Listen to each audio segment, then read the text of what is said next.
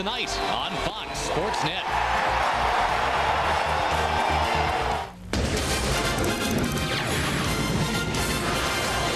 Ominous skies greet us here in Kansas City tonight, but the fans are not going to be deterred.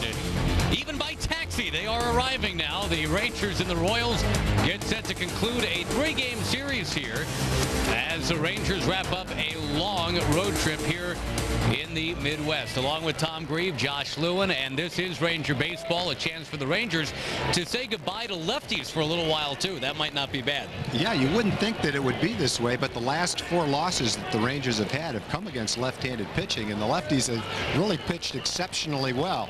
Neil Kotz got knocked out today by the Yankees in the first inning, but he pitched well against the Rangers. Burley, Anderson, May, a combined 4-0 with a 1.04 ERA. The lefties have been tough. Fortunately, Josh, you won't be a lefty tonight. Yeah, we are very relieved as Ranger announcers to see Paul Abbott instead. Nothing against Paul Abbott. He's a nice gentleman, but he's right-handed and he has not done real well yet. No, and he spent a lot of the year in the minor leagues.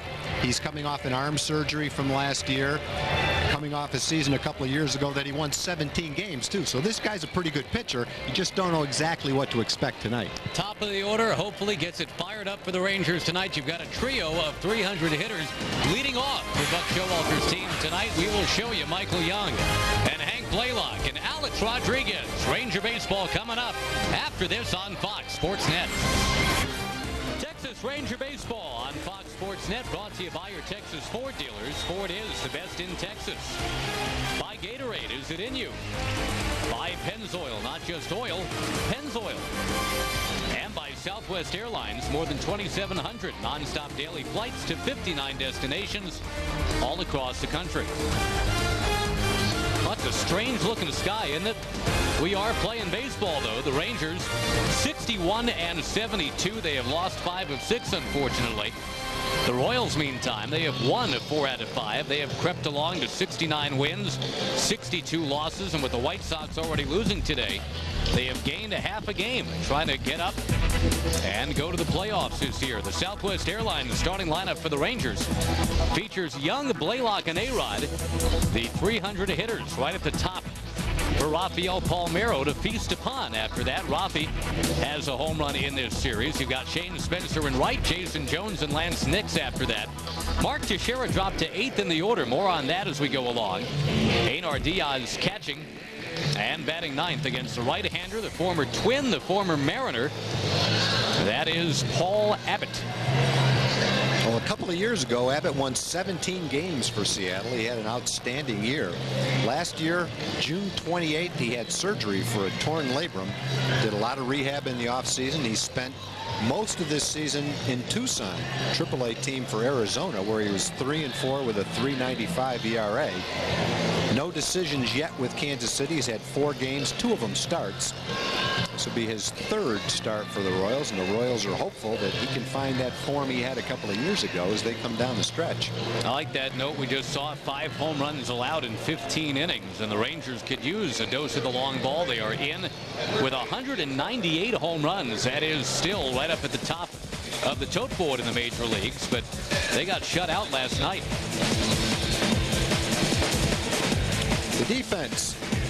The newest Royal, Rondell White in left field, Beltran and Guile, the other 2 outfielders. Randa Ibanez playing first base tonight. Spent most of the season in left field. Baroa, Lopez, the double play combination, and Mike DeFelice gets the start tonight. Brent Maine gets the night off, and Angel Angel Baroa, only 1 error in 63 games. He's played some outstanding baseball for Kansas City, and definitely a Rookie of the Year candidate. Also a Manager of the Year candidate. You just glimpsed in the dugout there. That is Tony Pena in his first full year at the helm here in Kansas City. Young slaps it on the ground to 3rd. Second pitch of the night goes as the first out of the game. Tony Pena took over at the midway point of last season. They had gone through Tony Muser and John Mizorok, and then they said, let's do Tony Pena. Let's try that. Cool customer. We've talked about it. He's kind of unconventional in many ways. You talk about the heat of a pennant race right now. There's Tony Pena blowing a bubble. Blaylock takes at the knees. It's 0-2.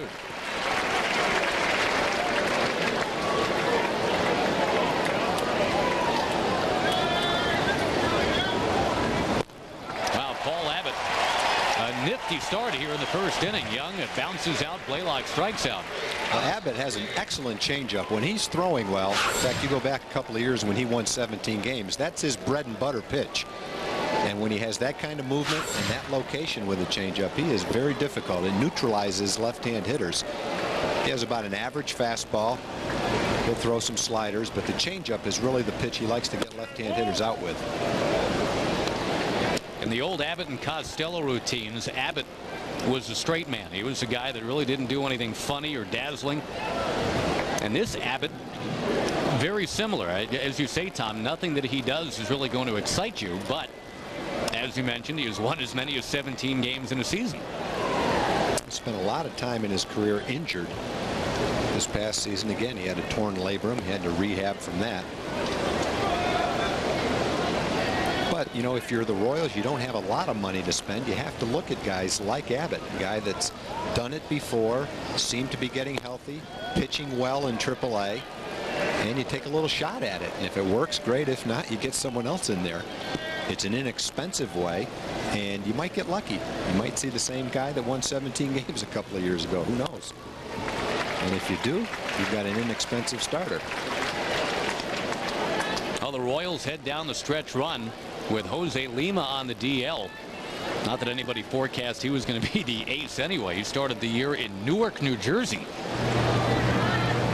But they've got Abbott, they've got May, they've added Brian Anderson now. Yeah, they got as much out of Lima as they could possibly have hoped for. He came in and really injected a little life into the ball club when they needed it. Lima did his job. I think they're hopeful that he'll be back again. Working with a stopwatch right there, it looks like. Timing how long he can go without saying anything, is that Not sure. Might be doing a little scouting tonight. Abbott skips one to the plate, and the count now 3-2. Well, you've got some energetic guys. I mean, as we say, it starts with Tony Pena. Always a good time with Lima time. And let's face it, Tag, when you're winning, the jokes are funnier. People are just happier in general.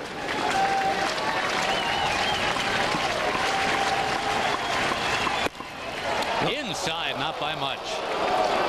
One thing I've been surprised at, Josh, in fact, we talked about this before this series, that it was going to be fun coming to Kansas City in a pennant race, that we might experience some big crowds, as the crowds have really been down. Evidently, once school starts, it's a little tougher to draw here.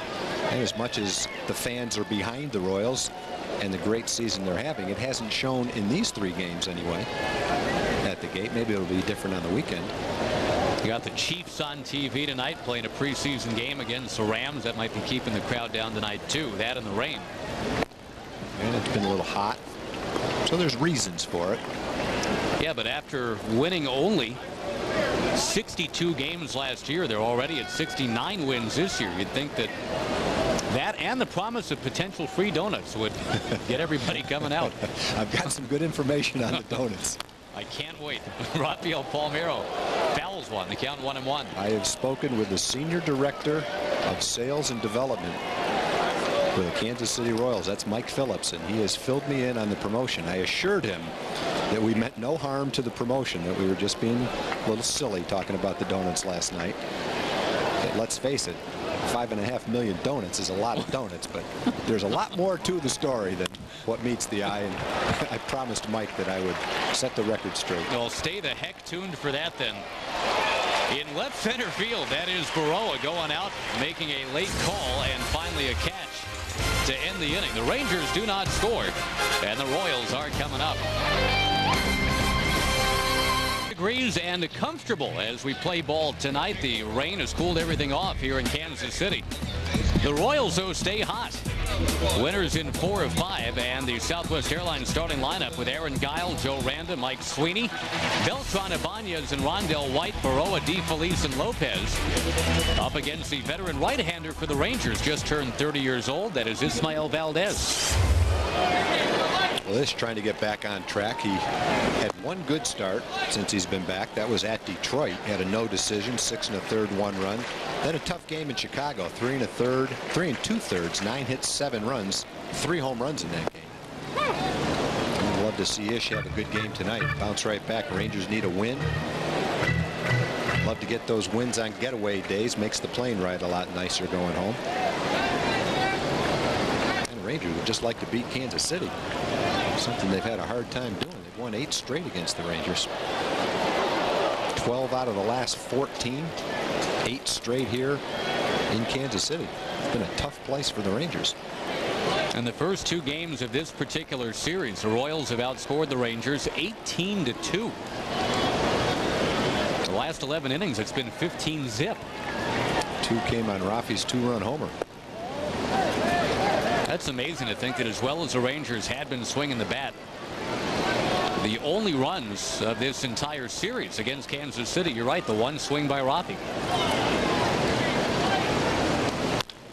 Guile hits it on the ground to second base. 1 down, Randa coming up. Ranger defense against Kansas City tonight will feature Hank Blaylock at third base. Alex and Michael, the double play combination. Tex at first. Einar Diaz behind the plate. Jones, Nix, and Spencer in the outfield. Hank has started 27 double plays. That is a play he makes as well as any third baseman in the league. I don't know if there's anyone that fields a ground ball and gets it to the second baseman on a double play any better than Hank Blaylock. Kansas City's third baseman, Mr. Randa, takes a called strike. Boy, who's hotter than Joe Randa? 10-game hitting streak, during which he's got 20 hits. It's 20 out of 37. On the Ford leaderboard, we answer that question. Nobody. Who's hotter? Nobody's hotter than Joe Randa. The Joker. What's a nickname that Charlie Finley would have loved, huh? I love that nickname. We talked about Charlie Finley a bit yesterday. Charlie was the one that nicknamed Catfish Hunter Catfish Hunter. Wanted to name Vita Blue True Blue. I think Vita Blue is pretty cool all by itself, you know. And Vita Blue supposedly said to Charlie O. Finley, if you think the name True is so cool, why don't you change your name to True O. Finley? Well, you got one with Blue Moon Odom. Yeah, that's right. The one with Catfish Hunter was just silly. I mean, he'd been Jim Hunter to everyone that had known him, but he concocted some crazy tale about how he went out, was playing a hooky from school, caught a catfish, and everybody started calling you Catfish. Tell that story, kid. Called third strike to Joe Randa. And the Joker is back to the dugout. That's what Ish needs to do. Against the White Sox, Frank Thomas hit a 3-run homer. Creedy and Valentine hit back-to-back home runs. Ish's ball was up, and it caught too much of the plate. If he keeps the ball in there, that tailing fastball right in on the fist, then everything seems to work fine. It's just a matter of better location against the White Sox, a hot-hitting team at the time. Ish just got a little bit too much of the plate on too many pitches that day. Just couldn't make his pitches. Mike Sweeney off the glove of Michael Young. That'll go as a base hit to make Sweeney 6 out of 10 in this series. Boy, laser guided by Mike Sweeney. He had a couple of hits that were of the soft variety last night, but that one wasn't. That was a smash.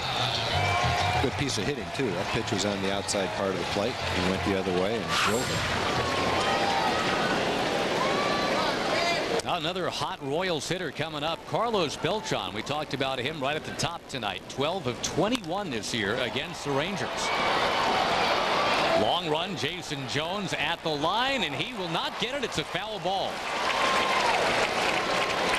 I was close on a couple of counts right there. That's a tough spot. There's not a lot of foul territory right there. Jason was playing over in left center field, so he had quite a run for it. It's tough to slide on the warning track here. It's a synthetic warning track. It's not like it's dirt. You slide on that, you got a great chance of coming up with a torn uniform and a huge strawberry on your leg. And so he's contending with a lot of things when he tried to catch that ball. No fence there, then he catches it easily, but it wasn't as easy as it might have looked.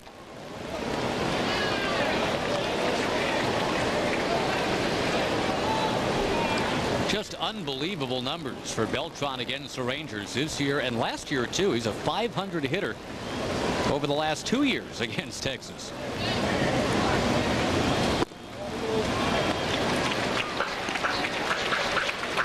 We saw the Royals offer a patient approach yesterday to Colby Lewis, and Colby did not make it out of the second inning yesterday.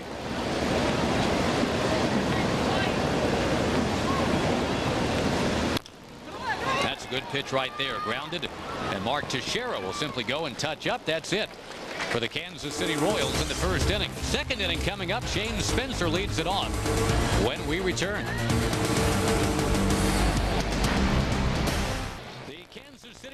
Trying to extend it to 5 wins in their last 6 games, trying to get a little closer to the Chicago White Sox, who lost this afternoon at Yankee Stadium. It has been a long time for the citizens of Kansas City since they've been able to go to a playoff game and wear their royal blue. Last time they made the playoffs is when the Royals won it all in 1985. Inching towards a playoff appearance this year, but the White Sox look tough. The Minnesota Twins won today. The Rangers will play the Twins, Tom, 6 of the next 9 games, including the upcoming homestand tomorrow night.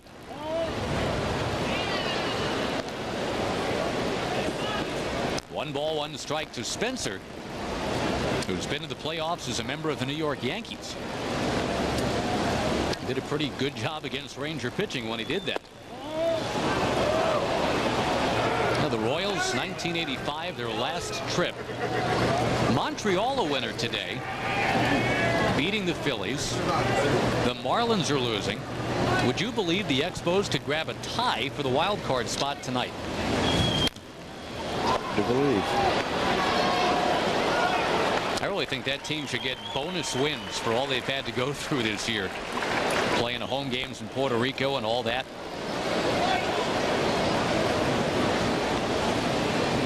Pirates are getting some pretty good pitching. It's kind of ironic too. The guys that are pitching well for them the last couple of days. Kip Wells pitched a great game. Josh Fogg pitching today. 2 guys that came from the White Sox for Todd Ritchie, who's not with the White Sox anymore. Yet the White Sox still have fine pitching and are a contender themselves, even though they've given Pittsburgh a couple of outstanding young pitchers. Shane Spencer draws the leadoff walk. That's a couple walks allowed by Abbott now. It's more walks than Buck Showalter's team collected all night last night. Disappointing 9-0 final yesterday. And the Rangers really, I think, Tom, were just out of it by the time they were coming up in the 3rd inning. Unfortunately, it looked like Darrell May had the good stuff. And the Royals scored early and often against Colby Lewis. Yeah, 4 in the first, 4 in the second. Pretty much took care of it.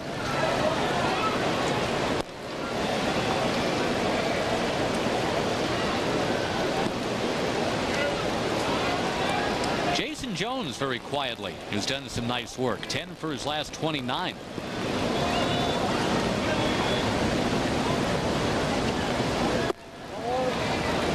Over the winter, Jason Jones, wanting to impress the Rangers, went to the winter leagues to get some more at bats. Went down to Puerto Rico, even though he had just gotten married a couple weeks before that season started.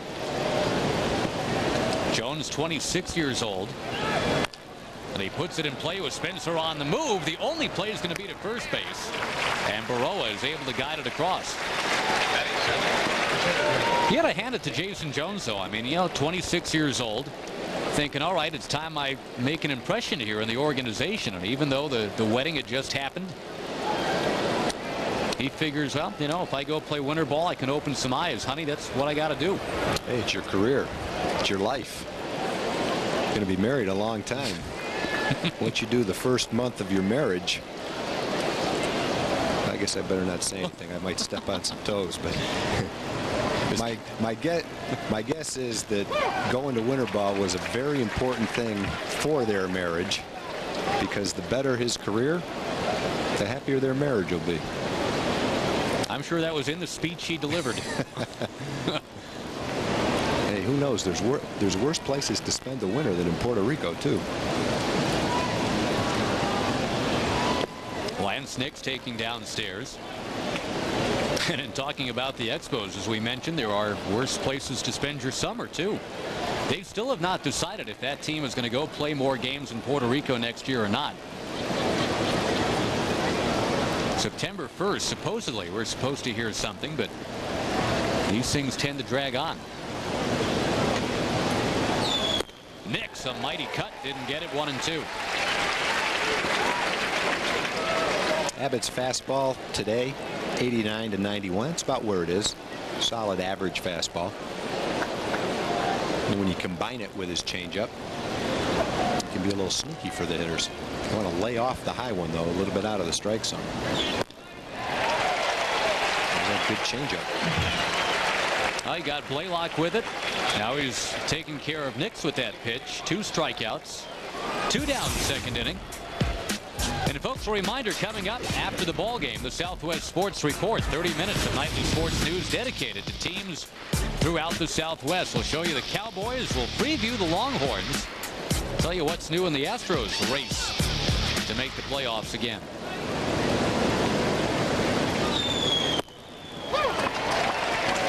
Quick strike to Mark Teixeira. Now, Teixeira dumped down to 8th in the batting order. That is where he began his 2003 season. Remember, he began the season 0 for his first 16, too. A lot of hard work, a lot of perseverance. He shot his way up through the ranks of that batting order. But now Buck Showalter, trying to take some pressure off him, slides him back down the ladder, down to 8th.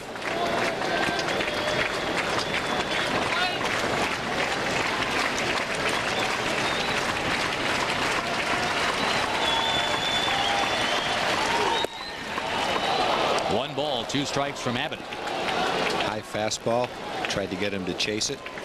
Chances are he'll come back with a changeup right here. Show you the fastball. Doesn't want you to get a good fastball to hit. He only wants to get you out with 2 strikes with his changeup. And if Mark Teixeira can wait on it, we are waiting to see the inevitable, the 20th home run of Mark Teixeira's rookie season.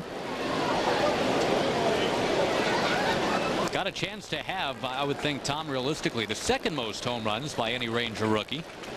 He's not going to reach Incaviglia's 30, but Dave Hostetler's 22 certainly within reach.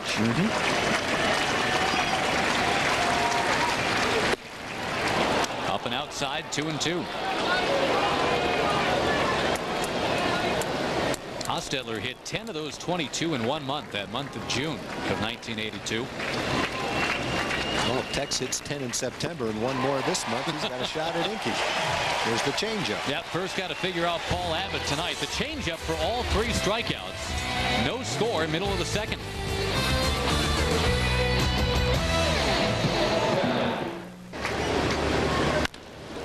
Chop ball near short for Alex Rodriguez. And it skips away from Mark Teixeira. Well, that is something you very seldom see, is Alex throw away a routine ball. He always gets his feet underneath him, gets his momentum going toward first base, never throws flat-footed unless he has to. That ball just got away from him. I don't think he's thrown a ball like that all year long. And he's got it, plenty of time, and just throws it low. That's a first. Also rare that Mark Teixeira doesn't at least paddle that ball down to help on an errant throw. Well, that one bounced in a certain location far enough in front of him where it was a very difficult ball to catch. A little bit closer to him, he can snare that short hop, but where that one bounced was tough to handle.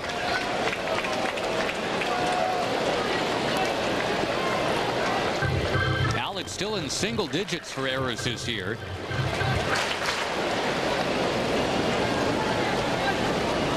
I know that's a part of his game in which he takes a lot of pride, and that is a rarity to see one get away like that. 2-base error.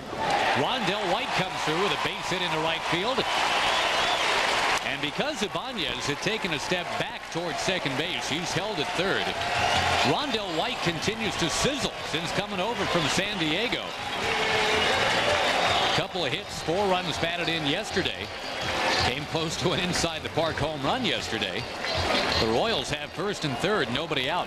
And the Royals in this series, they're probably all season long, they're taking advantage of the situations. They get the error.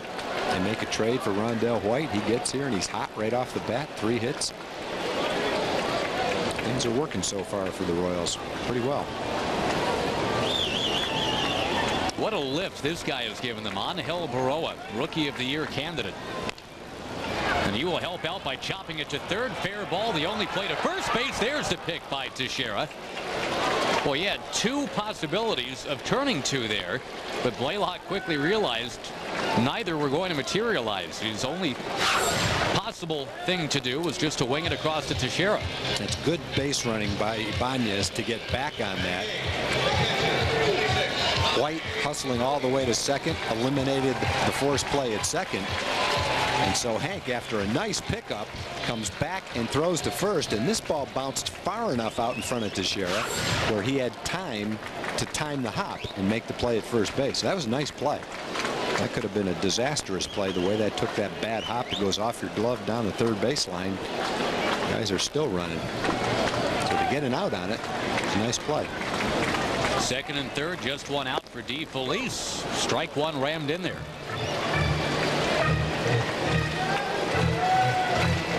Mike DeFelice is appealing a 2-game suspension that was handed down. He turned the game against the Twins into his own personal Jerry Springer show about a week and a half ago. Home plate collision with A.J. Pierzynski. 2 guys who don't mind letting you know how they feel on any subject crashed into each other. DeFelice ended up jawing with the home plate umpire, got tossed from the game, and then he was tossing about everything he could get his hands on out of that dugout. In the air, right field, well struck. Spencer going back. He will make the catch. Kansas City will take the lead on a long sac fly.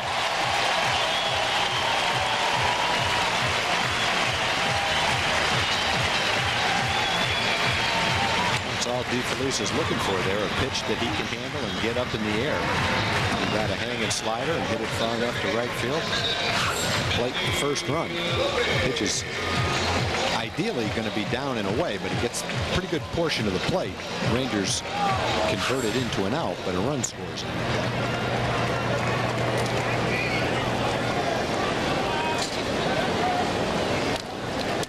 Now Valdez against Mendy Lopez.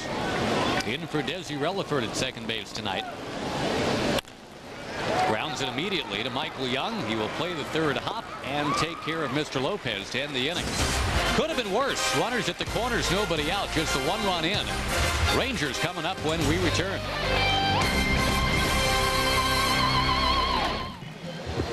Stay tuned for tonight's Dodge Grab Life by the Horns feature. We'll be chatting it up with Mr. Hank Blaylock, All-Star Game hero.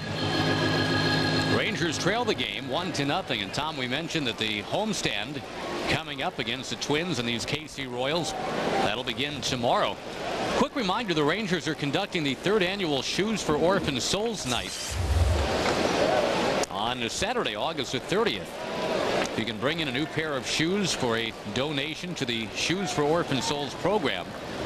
That would be very, very cool of you to do.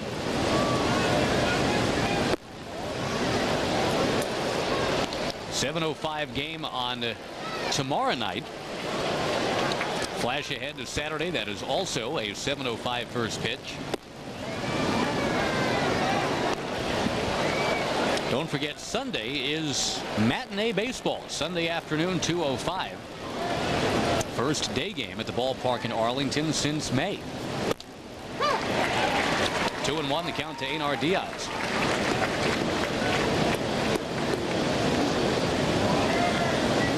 Now that's the one I haven't seen before. The junior umpire outfit. Some guys idolize the players. Some kids idolize the umpires. Guy wants to grow up to be Scott Nelson someday.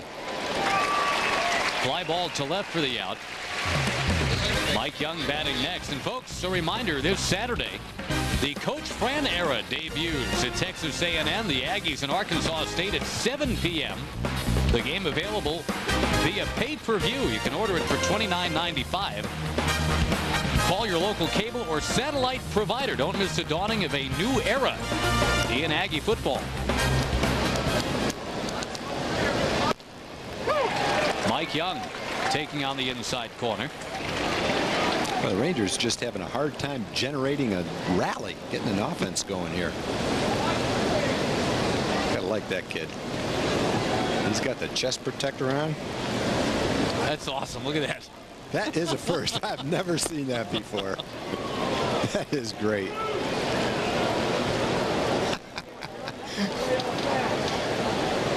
All he needs now is to find a fan that'll come and argue with him. He's got good position. That's great. Right over the inside corner of the plate there. Have you ever seen a little kid that knew anything like that about umpiring? Mike Young grounding out. Our young blonde fan said so. That's it. Out of there. Now, do you figure he has a little mini clicker as well to keep track of the balls and strikes? I don't know about the clicker. He must have someone that umpires, either his dad, a relative, a friend. Well, although, you know, I got a 4-year-old, 5-year-old now wants to grow up to be a game show host. So, you know, everybody has their niche. Everybody's got a niche. And when you find your niche, oh, never mind. Pitch on the way. And that is roped over the leaping Mendy Lopez. That's a base hit for Hank Blaylock, who was not going to wait around and get pulled on the changeup this time. He struck out in the first inning, and he just jumps all over it here in the third.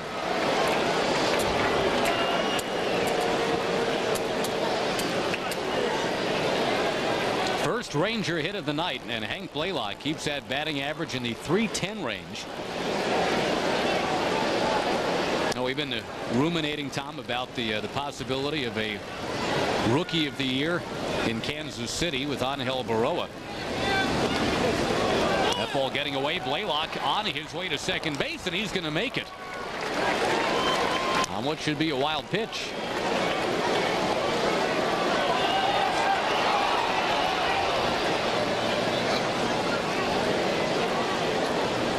And just to go back to the thought on Baroa, you know, we look at Blaylock and kind of we feel that it's unfortunate there's no sophomore of the year, because Hank Blaylock might be it. They only care about the freshman. Here's Nextel. He makes the call. Get ready. Don't get rung up, Alex.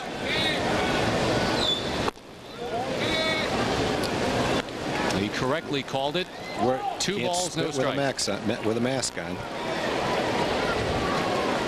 I want to see him make a call. Call somebody out. Mask down, mask down. We're ready.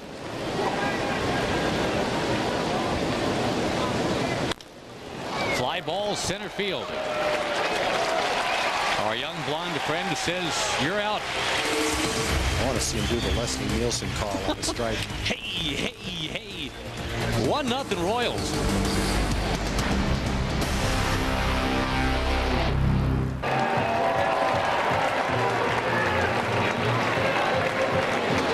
Kansas City leading 1-0. You look at the 3 retired numbers here for the Royals. George Brett, Frank White. Don't forget the manager, Dick Hauser, wore number 10. Immediately a base hit by Aaron Guile in right field. He continues to find ways to get on base, whether it's by a walk, a little dribbler, or by a long home run. Guile is on. Joe Randa's coming up. Bank of America higher standards. We mentioned Dick Hauser, and he was the Royals manager when they last went to the playoffs and won the whole shooting match in '85.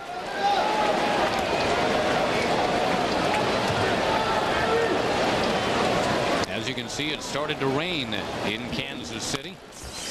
Chop ball near third. Blaylock looking to start another double play. How many did you say he started this year? It's 20-something, but it's just another great example. He is so accurate with that throw, and nobody appreciates it more than Michael Young, who has to come across the bag with a runner coming down on him. Giles, a big guy, coming into the bag hard. And watch how accurately he throws this ball to Mike. I mean, it's a perfect throw, and that's how he throws almost every ball like that on a double play. Very steady. That was number 28, started by Blaylock. The Rangers have quite a history of fair-haired third basemen. They can make that play. Go back to Buddy Bell, on to Steve Buechele. And I think with both of those guys, that would be one of the things you would say about Buddy Bell and Steve Buechele, how accurately they threw and how well they made that same play. Valdez missing in. You saw the tarp crew getting ready. They are on call here in KC.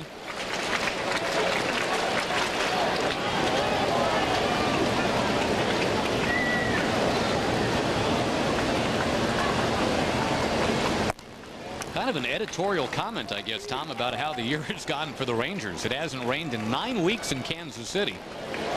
The Rangers show up, and every day here in Kansas City there's been rain.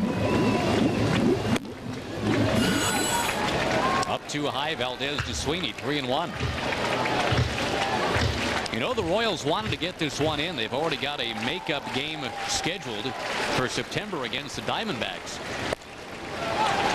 Valdez walks Sweeney. He's got to face Beltran.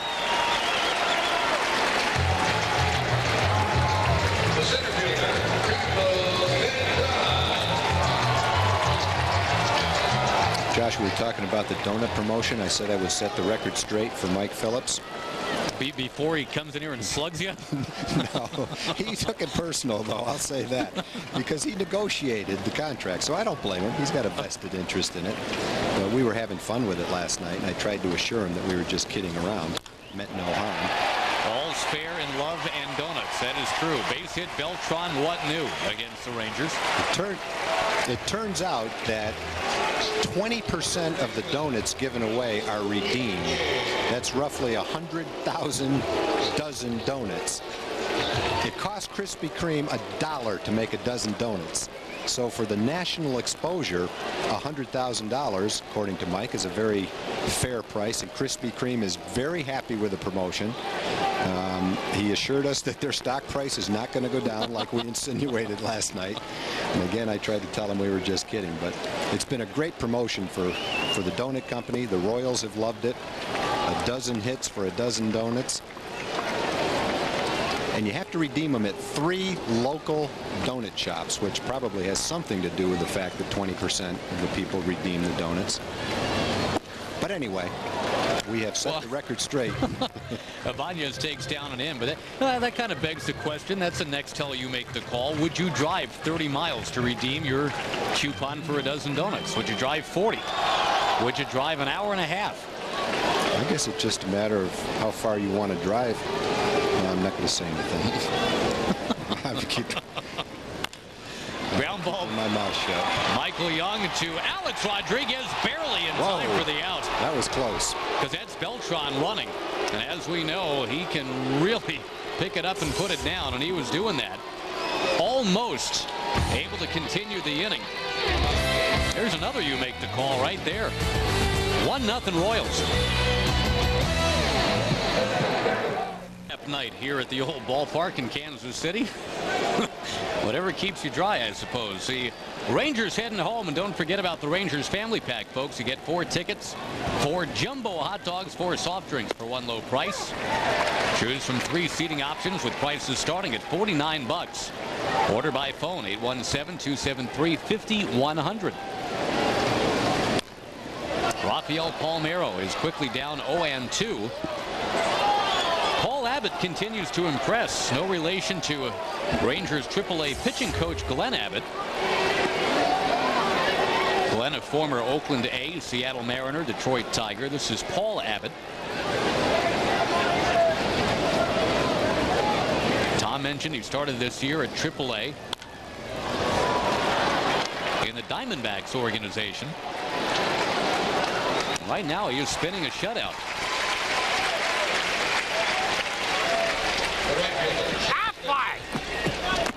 Your Aflac Insurance trivia question. Talking about the Royals and some of their great players. Who were the first two to be inducted into the Royals Hall of Fame back in 1986?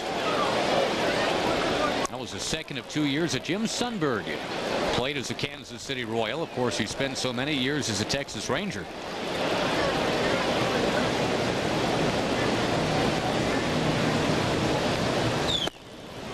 Spencer takes upstairs.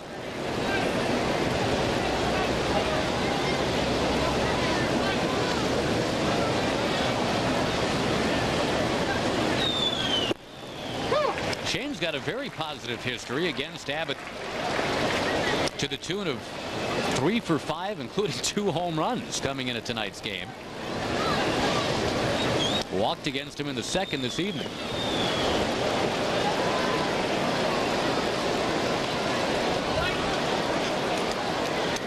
The team with which Shane began the year here in 03, the Cleveland Indians, beating up on the Tigers tonight, Tom. It is 8-3 in the 7th inning. Jeremy Bonderman could be on his way to his 18th loss of the year. Whoa. Well, there's a real good chance if they let those kids keep pitching that 2 of them are going to lose 20 games. Maroff's at 18, and Bonderman could be joining them tonight. I don't know how they can keep from doing it. Another walk. Shane Spencer draws a pair of them. Well, you have to think that those walks, Josh, are related to what you just said about Spencer's track record against Abbott. He's definitely working Shane tough, and he probably remembers, not probably, he does remember what Shane has done against him in the past.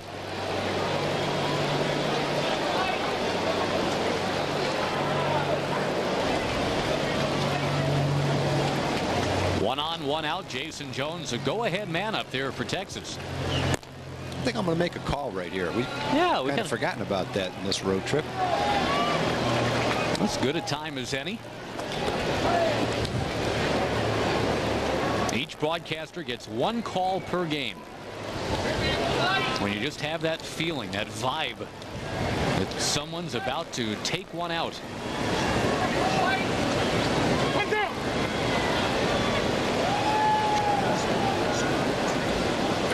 My partner has accurately forecast what? At least 2 this year. Yeah. Memorably, the Mark Teixeira Grand Slam. That was cool, Beavis. The Texas Grand Slam. That was really the high point of the season for me. That was your crowning moment. It was. You can walk off into the sunset with that one. My work here is done. Thank you and good night. I feel pretty proud of this one Jason's going to hit right now, though, too. Right into the Royal bullpen. Wow, we got geography now, too.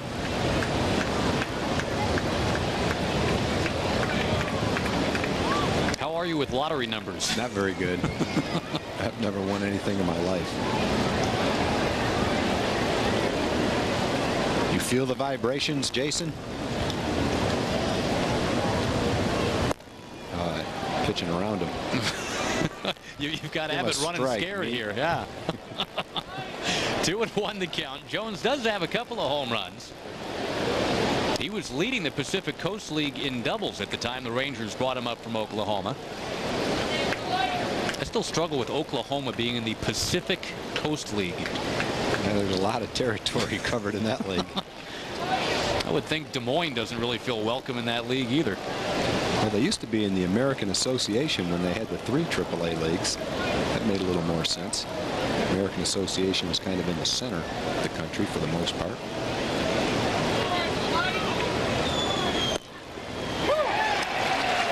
Two balls, 2 strikes to count to the man who's about to hit one into the bullpen, Jason Jones. While we bide our time, a couple final scores from today. The Yankees, we mentioned, beat the White Sox 7-5. Carl Everett, another home run for Chicago. Yeah, Carl went 4 for 4 in that game. At least 4 for 4. Might have been 4 for 5. I know he had 4 hits in the game. Nope. Back to the drawing board. Another changeup. 4 strikeouts on 4 changeups. I've still got my call, partner. Don't worry about it. All right. I've got your back. Let's check the changeups out. First inning was Hank Blaylock on the outside corner. Same pitch. A little bit lower. And the last one to Jason. Pretty much the same thing. Good location with it. Good deception with it, too. He's got throws his glove up high over his head. I think that gives some deception. Makes it a little tougher to pick the ball up. And he throws his changeup exactly with the same motion that he throws his fastball, which you have to do. Otherwise, the hitter will be able to pick it up. Who's the best you ever faced in terms of just the pure disguising of the changeup? Boy, the best changeup. Let me think. Andy Messersmith had a great changeup. Mike Cuellar, it really wasn't a changeup. It was a screwball, but for a left-hand pitcher, it was like a changeup. But again, the idea being right that you think it's a fastball when it leaves his hand. Yeah, it's very deceptive. The other left-hander that had a great changeup was John Hiller, the relief pitcher for the Tigers. He had a straight fastball, good fastball, and a really good changeup. And a 38 save season at one point, too. He did. Nix. Another changeup.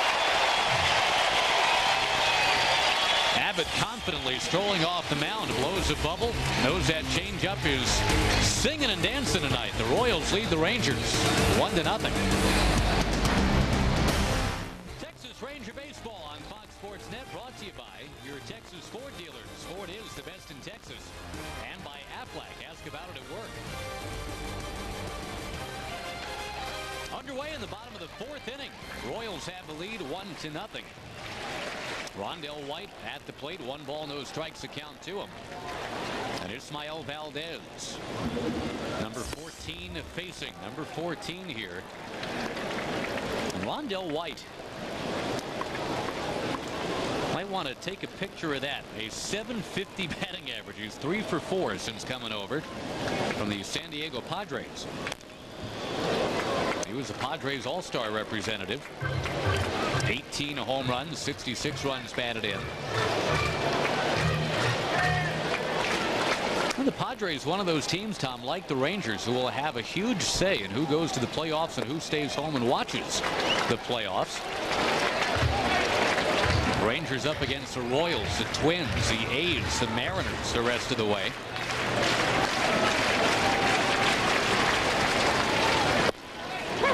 Outside edge, 3-2. And for Buck Showalter, the games that he's really looking forward to are the head-to-head games against the Angels. Chance to catch and pass last year's World Series champs. That's the kind of game where I think nationally, you know, those game scores will be buried. Well, it's 2 teams not in playoff contention, but for Buck Showalter, those are the games he's got circled on the calendar. Well, they'll be important games for a lot of the young players, too, who are going to continue to try to make an impression for spring training next year. That one slipped away from Valdez. A leadoff walk to White. Angel Baroa coming up next as we remind you about the All-Star Summer. Tonight, you've got Bob Stoops representing Oklahoma. Ron Artest from the Indiana Pacers will be on the show. That starts at 11 tonight on Fox Sports Net.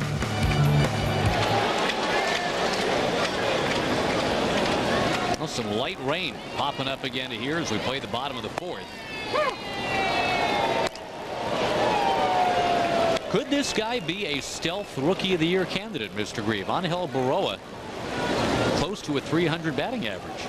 I think when you combine what he's done offensively, he's hit .311 in his last 335 at-bats. So offensively, the numbers are there. 15 home runs and 60 RBIs. Solid numbers for a shortstop. You combine that with excellent defense, 1 error in the last 63 games on a pennant contender, and you've got some factors that give him a pretty good following and people that would give him a lot of consideration for that award. Matsui's going to have more RBIs, but for me, I go with Baroa over Baldelli. His offense is just as good as Baldelli's, and his defense is better. Even though Baldelli plays center field, he doesn't play center field the way Baroa has played shortstop.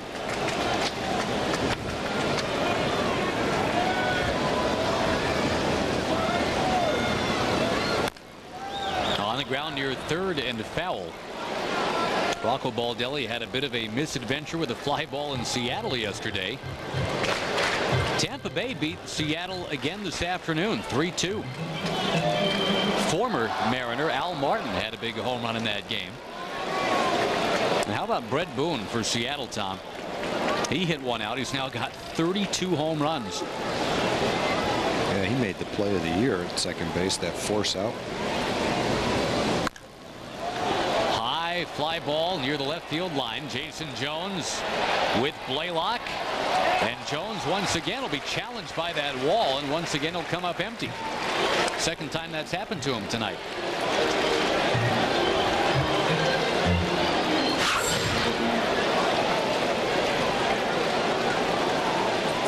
Couldn't quite get to it. That one was a little bit easier play than the other one because he was coming along the fence instead of right straight into the fence. That one was a little bit easier to catch.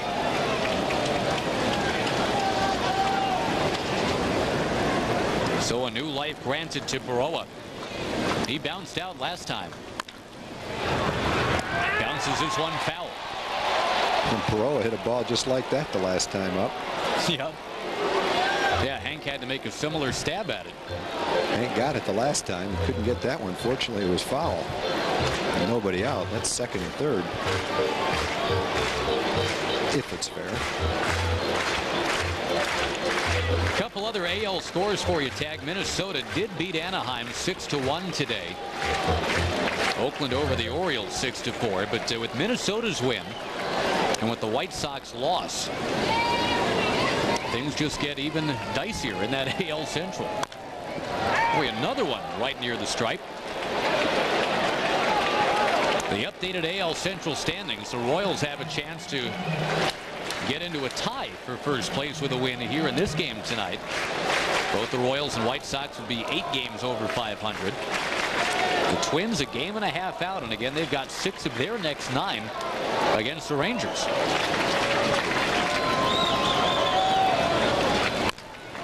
One more time for good measure at third. The only play is to second base, the fielder's choice.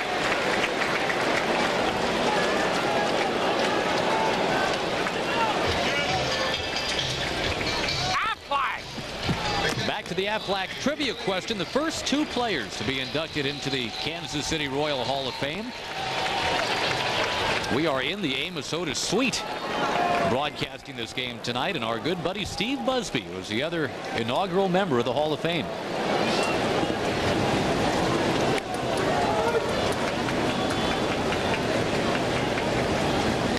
I think the Royals have done a great job the way they've established their Hall of Fame, the way they've named some of these booths after the Hall of Famers.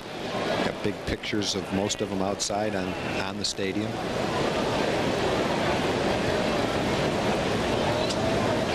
And they've had a lot of great former players too. Boy, it's really true. I mean, and popular in the community too. Buzz, the 8 years that he spent here, if he hadn't had the career shortened by the shoulder injury, who knows what would have happened with him. But Amos Otis, 14 years roaming center field for Kansas City. 3-time Gold Glover.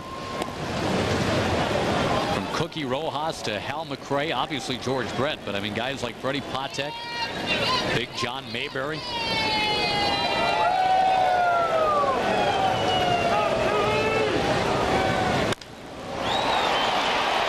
Police deep in a right center field, and Lance Nix will grab it just shy of the wall. That's the second time tonight that DeFelice has strafed one out that way, only to see an outfielder go get it. The second baseman, DeFelice, the first time up when he hit the sacrifice fly, got a hanging slider. That looked like a fastball was supposed to be in. Instead, it was out over the plate. DeFelice gave it a pretty good ride. It drove Lance all the way to the warning track and almost to the wall.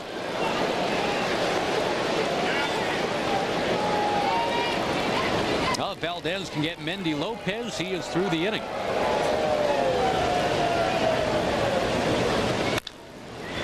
He gets Mendy Lopez, and he is through the inning. The leadoff walk doesn't hurt. We'll play the 5th on a drizzly night in Kansas City, 1-0.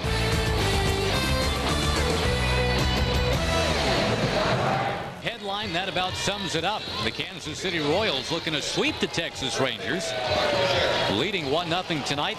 Jim Sundberg so far winless, coaching first base here for the Rangers. Bank of America higher standards. They love their Jim Sundberg here because of this. And racing around from second is Sundberg. He's safe, and the Royals. That got the Royals from Game 6 to Game 7 of the World Series. That's exciting just watching this. That is cool, isn't it? Darryl Motley grabbed the final out in Game 7. Jim Sundberg leaps onto the pile. That's great. All those years with the Rangers, hoping it could happen, that he could jump on a pile. And it never did happen, unfortunately. The Rangers did not win when Sonny was there, but he was here when it all came down in '85. He was telling us the other day the thing he'll always remember about his time spent in Kansas City is that head-first slide, scoring that winning run. Ball and a strike to Mark Teixeira, who was, what, 5 years old when that happened. Very controversial World Series with that call at first base in the 9th inning. Don Denkinger, the umpire, and a Missouri native, by the way, too. Remember, that was the all-Missouri I-70 World Series, the Cardinals and the Royals. And that poor umpire heard it for years after that. Well, half the people were happy. No, I guess that's true. Cardinal fans weren't real thrilled. High pop fly. That was happening a lot yesterday against Darrell May. Those infield sky-high pop-ups. Still a one-hitter for Paul Abbott right now. Yeah, remember Abbott coming into the game had pitched 4 times for Kansas City.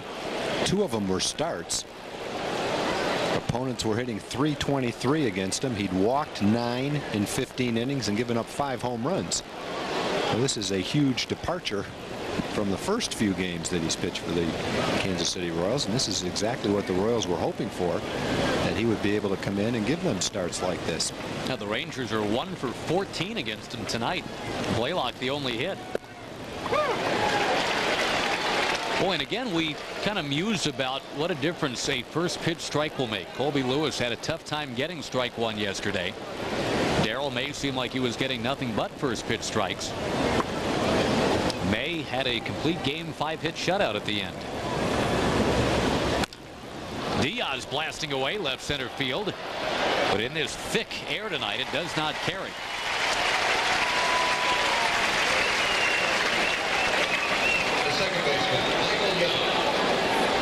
Tag, can you name the hottest team in the major leagues right now? Yes, I can. Lay it on me, Big Daddy. The Milwaukee Brewers. You are correct, sir. I've been following them. How about that? The Brewers. What are they up to now? 10 in a row? They've won 10 straight. They won in extra innings today. Wow. Former Ranger Danny Kolb is now their closer. He's got 13 saves. Danny's been pitching well. Danny was just a key. The key was being healthy. He had the great arm. Big, strong kid, aggressive.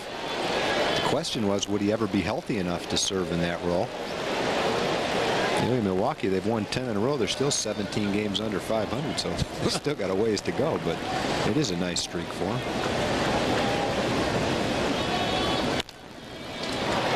High arcing fly ball off the bat of Michael Young. Guile will make the catch, and the one hitter is intact from a most unlikely source. Paul Abbott getting it done tonight. It's still 1-0.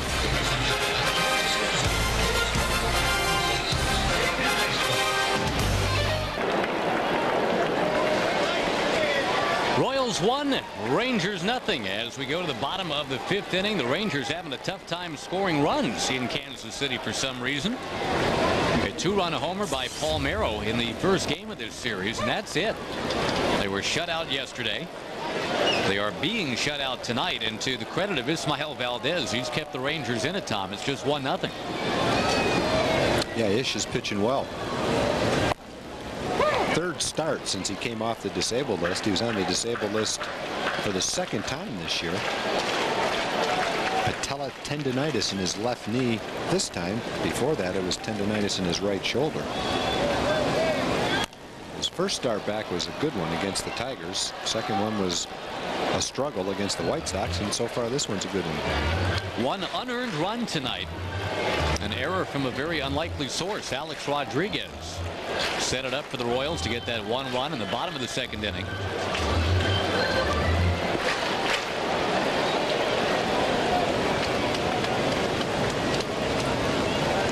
We've talked this year about the Rangers' inability to win low-scoring games.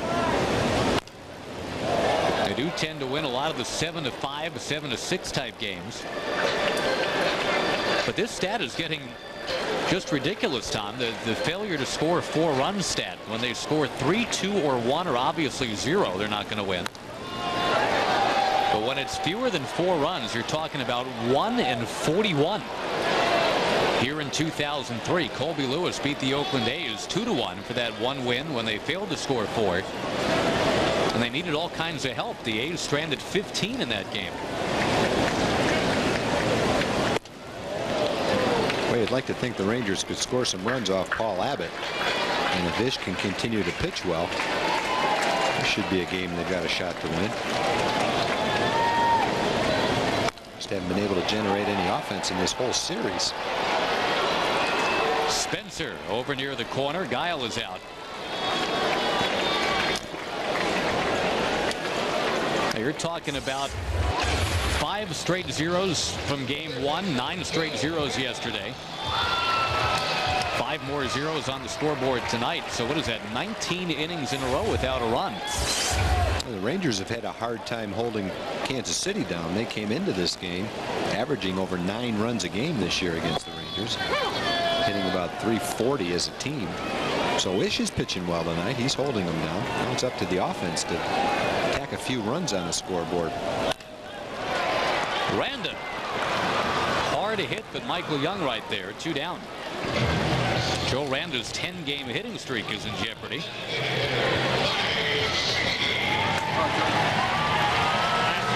Meantime, Mike Sweeney in the throes of putting together a hitting streak. He has been dead on in this series. 6 hits in 10 at-bats. There was a real concern about Sweeney. As he came off the DL, there was a lot of talk that maybe he wasn't quite right yet, that they were rushing him back.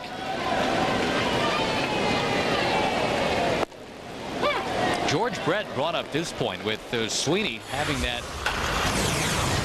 pine tar on the bat, just like George used to have. George pointed out that when Sweeney's really going well, his follow-through is such that that pine tar will end up right near the 2 and the 9 on the back of his jersey when he's really swinging and getting through the ball. George was saying he noticed that for the most part it's been a clean back of the jersey. That means that he's not swinging the way he can swing.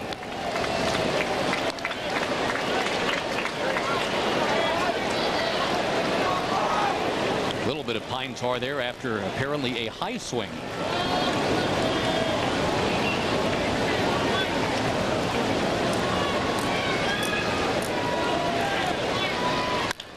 Ground ball left side, base hit, Mike Sweeney.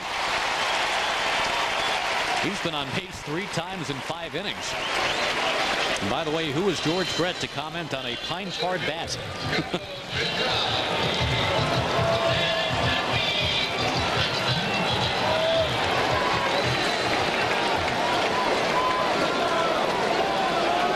That was one of the all-time rhubarbs, wasn't it, when George was called out at Yankee Stadium? Yeah, he came close to getting suspended. Or jailed. Yeah, really. He was going after an umpire that's 6'6", too. Mark Teixeira able to stab it, and he will just go on over, touch up at first. That'll do it. Beltran is out. We are through 5 in Kansas City before the Rangers head on home. It's 1-0. Worth $600 tonight, plus tickets to a Ranger game and dinner for 2 at Sonic. Rangers hitting for Cindy Vaughn of Fort Worth tonight. If a Ranger hits a grand slam during the inning, we give away $25,000. I'll tell you what, you got some good home run possibilities coming up this inning. Blaylock has hit 23. A-Rod has hit 37. Palmeiro's got 31. Rangers would be happy just to mount any kind of a threat. They have 1 2-out hit, and that's it so far tonight. The owner of that hit is leading off, though. That is Blaylock.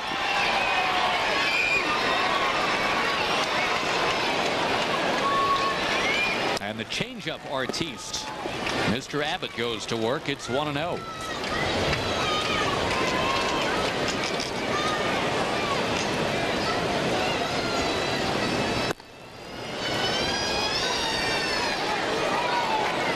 Both pitchers have worked quickly tonight. Paul Abbott, and for the Rangers, Ismael Valdez. I think for the most part, Abbott already has given Kansas City exactly what they're looking for. With the improvements they've made to their bullpen with Al Levine, Leskonic, a couple of veterans that have been added. I think all they're looking for is 5 or 6 innings and let the bullpen take over. Abbott has certainly given it to him tonight. That's his 4th walk of the night.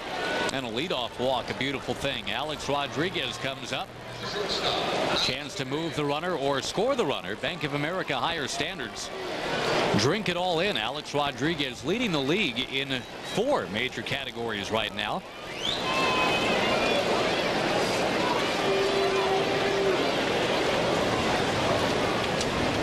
Out muscling Frank Thomas and Jason Giambi for that home run lead currently.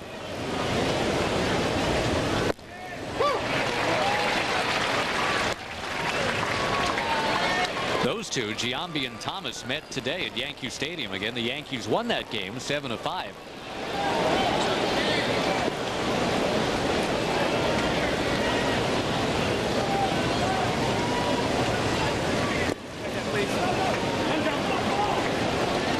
As we get set to turn the page into September, Tag, no question, there are going to be some great races.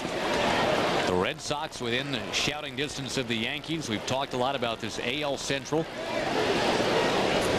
Oakland now with a 2-game lead on Seattle in the West after what happened today. They'll have an AL wild card to deal with. And that National League wild card, forget about it. Florida, Philadelphia, St. Louis, Montreal, Chicago, Arizona, all within a game of each other.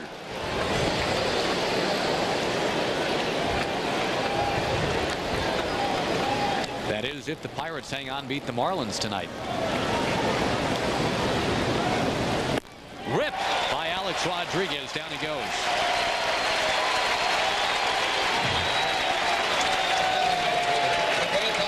Well, give Abbott some credit when he's had to deal with base runners, and it's not been very often tonight. He's pitched pretty well. I think that's the first strikeout that he's gotten on a pitch other than his changeup. That was a high fastball that he threw by Alex. Hey, I'd like to think the Rangers could take advantage of this situation here. A leadoff walk with the big guys in the lineup coming up. Rain starting to come down again. Here is Rafael Palmeiro, and he will hit it high pretty well to left center. Through the rain, it's going to be Beltran. And the Rangers nearing a 20-inning scoreless drought here in Kansas City. Maybe Shane Spencer can put a stop to that. We talked about the fact that he is 3 for 5 with 2 home runs in the past against Abbott. And Abbott seems to have pitched around him tonight, walking him twice. Well, the Rangers came in to play Kansas City. You know that Kansas City is hot. They're scoring a lot of runs. They've had the 3rd best batting average in baseball in the month of August, so you know they're going to be tough to hold down. But you think you're going to be able to score against them anyway. They're near the bottom of the American League in earned run average, but they've pitched well. I think you didn't know that Brian Anderson was going to be here to start against you. That trade was just made right before the Rangers got here, and he pitched well. Darryl May's been solid, and Abbott's pitched very well tonight. Baroa, a jump and a throw, and he got Blaylock to end the inning. No sonic slam winner. There is a 1-hitter, though, for the journeyman Paul Abbott. Great play here to keep it 1-0.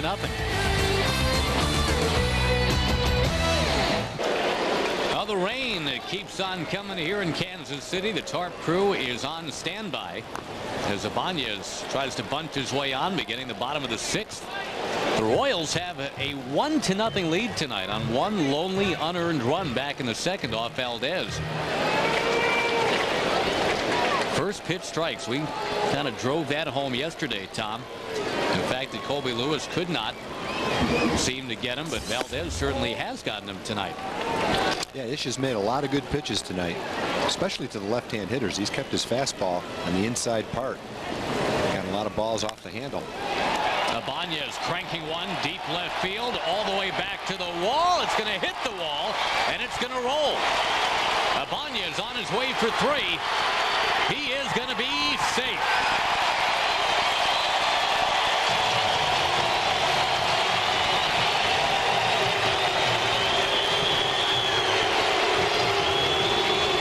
Ibanez hit that ball well the opposite way. He's got a lot of power. He hit a curveball the other way. Looked like he might have gotten enough of it to get it out of the ballpark. Hit right off the wall, it looked like.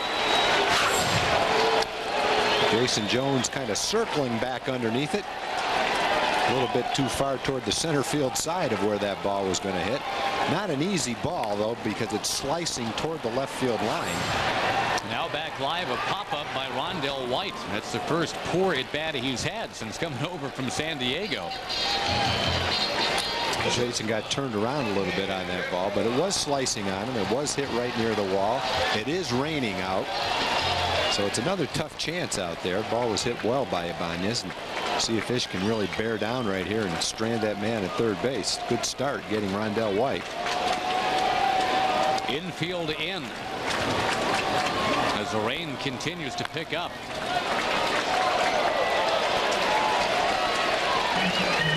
Eddie Rabbit night at the ballpark.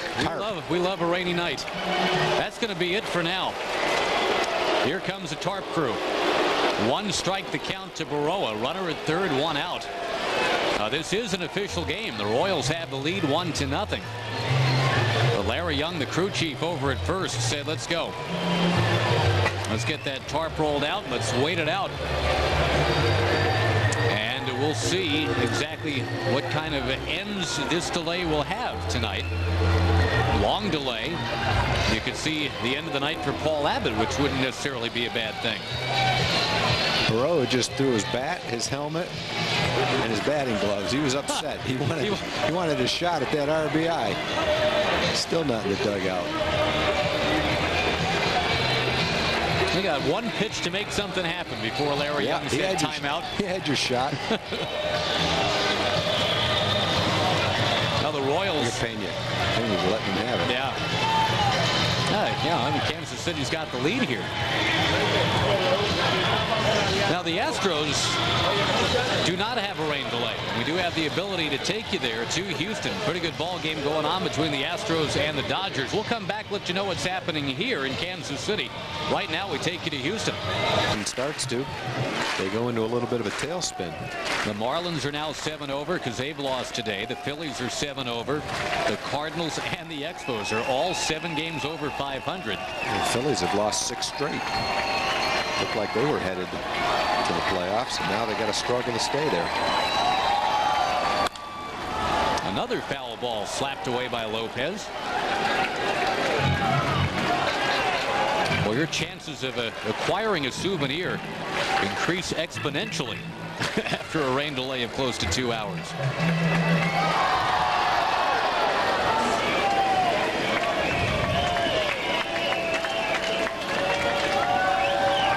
Still 3 balls, 2 strikes. There's been a parade of fouls here by Lopez. Ball 4 outside. 9th pitch of the at-bat.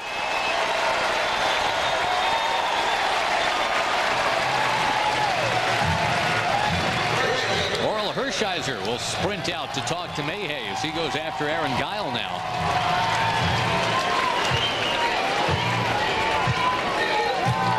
Rangers heading back home when this game is over. And a quick reminder about an event coming up a month from now, Sunday, September 28th. At the ballpark in Arlington, the Rangers sponsoring a duathlon for kids 4 to 13. Distances for biking and running vary by age. All kids completing the race get a medal, a t-shirt, and a goodie bag. Jump on to TexasRangers.com and you can get all the info.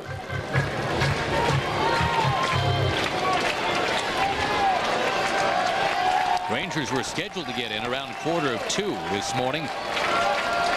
You can tack on at least another hour from that after the rain delay tonight.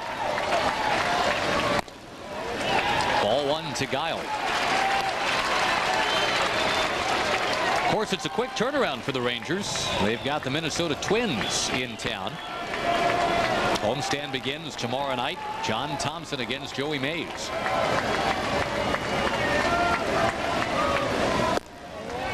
Lefty to lefty again outside. You've got the very, very hot Joe Randa on deck. Randa with a 10-game hitting streak coming in. Batting around .380 for the month of August.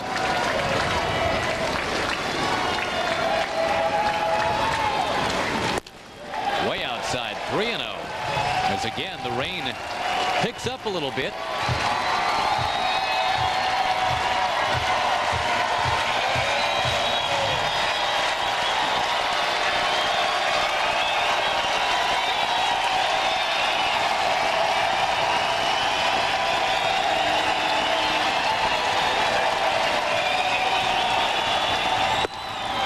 Earlier in this series, Guile smoked a 3-0 pitch for a home run. This time he takes on 3-0.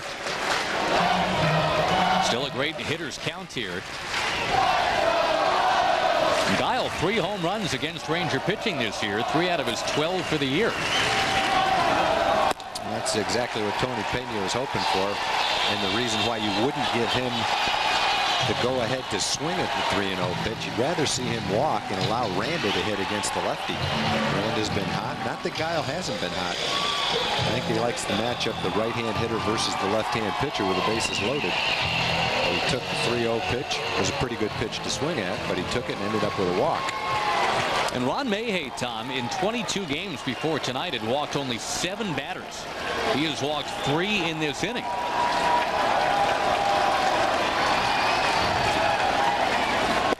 Randa eyeballs strike one outside edge. A run already in. You've got Baroa at third. Lopez the lead from second. Guile at first.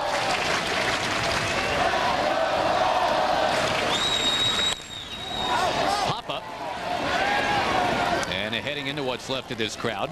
They announced the crowd at 11,944. Which, as you and I were discussing, Tom, rain or no rain, Chiefs on TV or no Chiefs on TV, Thursday night or no Thursday night, if you're a game out of first this late in the season, you figure you're going to get a little more than 11 grand. Yeah, I mean, for 3 games, they drew about 36,000 fans. That's not very good for a pennant contender. Randa belts it. A-Rod up to grab it. Saved a couple of runs. Timed his jump and denied Randa of the 11-game hitting streak, too. It is 2-0 KC. Texas Ranger Baseball on Fox Sports Net, brought to you by Southwest Airlines. More than 2,700 nonstop daily flights to 59 destinations all across the country. And by Nextel, now with a coast-to-coast walkie-talkie built right in. Now that's a walkie-talkie. That's a fountain. Those are some wet people. This is Kansas City, Missouri. Josh Lewin and Tom Grieve, your hosts, as we move along to the 7th inning and we glimpse the curveball kid, Jeremy Offelt. He was snapping off those breaking balls on Tuesday. He was very impressive. Yeah, it was a good curveball. There's no doubt about that. But the thing that gave the Rangers the real problem was the 96-mile-an-hour fastball that he was throwing. I mean, he was really throwing hard. Good location with his fastball. Outstanding curveball and a pretty good changeup. There's no possible way he can throw better than that this time. That I feel very safe in saying. When he strike out 5 in 2 innings. Yep. Working on 18 strikeouts in his last 10 2/3. That's pretty good. He has allowed 11 home runs, and the Rangers are due to belt one out. It's a 20-inning scoreless stretch that they're in currently. They trail this game 2-0. 3 balls, no strikes. He just aimed that ball. That was about 88 miles an hour for a guy that was throwing 7 or 8 miles an hour harder than that the first time. With young guys, you know, you don't come in feeling the same way every time. He obviously came in feeling as well as he ever felt in his life the other night, the way he was throwing. You know, now he comes in a little different ball game. He had a 6 or 7 run lead last time. Very comfortable situation. Now it's raining a little bit. It's only a 2-run game. They're in a pennant race. A little different situation.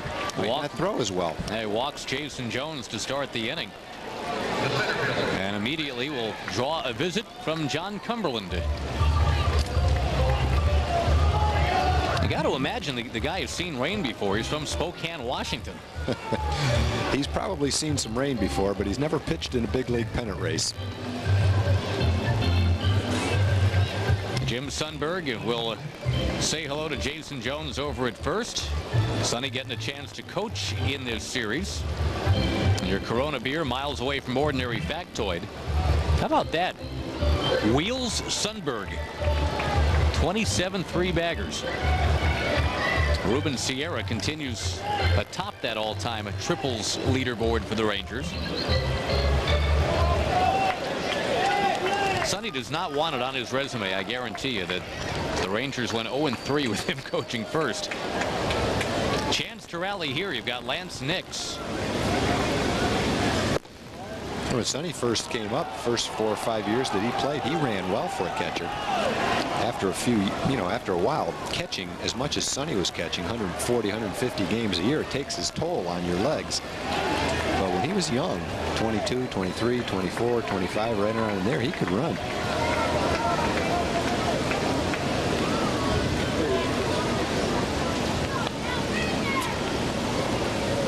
Sonny's biggest triple, the one they remember here in Kansas City, was to clear the bases in the Game 7 of the ALCS in '85. We've already showed you Jim Sundberg's dramatic head-first slide to win Game 6 of the World Series. But to get the Royals to the World Series, Sonny had a bases-loaded triple to beat the Blue Jays. Finally, Offelt throws the strike. Now, somebody once figured it out, Tag, and I think I've mentioned this to you before. A catcher who plays 150 games a year is going to squat around 21,000 times in a single season, and that'll take something out of you. Yeah, he did that for a number of years. Lance Nix drills it to left field. But near the warning track, Rondell White has got it. We've seen a couple balls to the opposite field hit pretty well tonight. Ibanez hit one for a triple.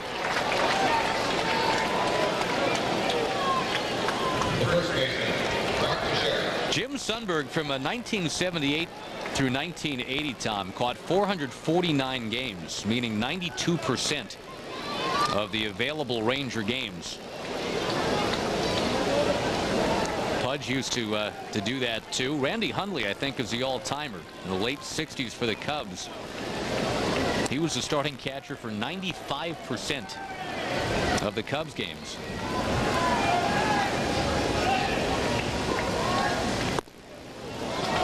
When you ask a catcher I mean, you know, we talk about 142, 150, but 156. Hundley did that 3 years.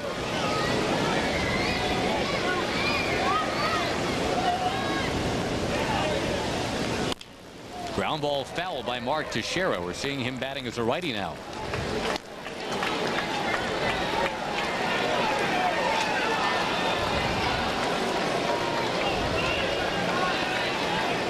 Been a tough road trip for Tex. Started with that 5-strikeout game in Detroit. He's still just a home run away, though, from 20 for his rookie season.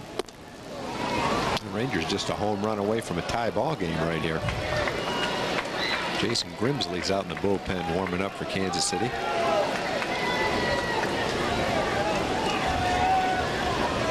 Offelt continues to struggle with the mound here. Goes for that tongue depressor again.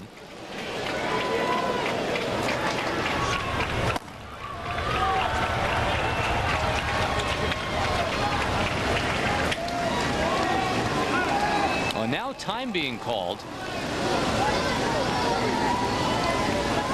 And they're going to go out and check, well, I guess assumably on the equipment of Affeldt. Or his blister, maybe. He's had blister problems. He's kicking around like if it's a blister, it's in his foot. That would be a new one on even Affeldt. They put some turfus on the mound before the inning started, but it looks like the stuff is still caking on his shoe. And it's a light drizzle, not very hard, but it is wet out there. All these fans sat through an hour 42-minute rain delay. They can wait 60 to 90 seconds, I would think, is their breaking point here for Affeldt.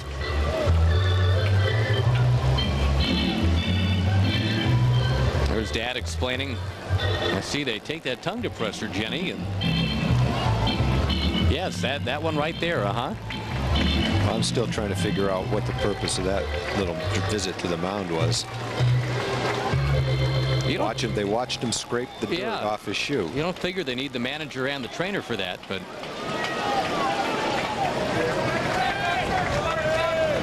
Tony Pena in the supervisory role. He's the foreman. All right, now we're ready. A lot of drama built. 3 balls, 1 strike. Call time, get a new tongue depressor. What a job Paul Abbott did, the starter for the Royals tonight. Came in with an ERA near 9. 6 innings of 1 hit shutout baseball. Yeah, I have to give Abbott a lot of credit. He threw the ball very well. He had a good fastball, which set up his changeup. Had most of his strikeouts on changeups. He got Alex on a fastball. But he stepped in and did a nice job tonight for the Royals. We had a little changeup package going there earlier. I believe his first 4 strikeouts came on his changeup. He had a good location, good change of speed. Just an outstanding game for Abbott. 6 innings of 1 hit shutout baseball. Well, we mentioned Jason Grimsley getting ready in the bullpen. And we'll see if his spikes are any cleaner than Jeremy Affeldt. He's going to come on in to face Einar Diaz. 2 on, 1 out. 12 pitches, only 3 of them were strikes for Affeldt. So Grab Life by the Horns, brought to you by Dodge, where we grab life by the horns every day. The Royals lead the Rangers 2-0. And Blaylock should be batting soon enough in this inning. Right now it's 2 on, just 1 out. Jason Grimsley will face Einar Diaz, number 9 hitter. The infield, the double play depth. Grimsley serves a strike, something Affeldt could not do. Jason Grimsley can serve up some nasty sinkers at times, mid-90s velocity-wise with excellent movement. That's what Tony Pena would be hoping for right now. Good sinker and a ground ball. Rangers hoping Einar can run one of those ground balls through the infield for an RBI hit. Grimsley, a native Texan. Been at this professionally since 1985. Matter of fact, he was auditioning for the Phillies in Arlington. The Phillies were holding a tryout camp in Arlington back in 1985, and that's where they saw him as a shortstop. Liked his arm enough to say, maybe we'll make this guy a pitcher. That was a good call.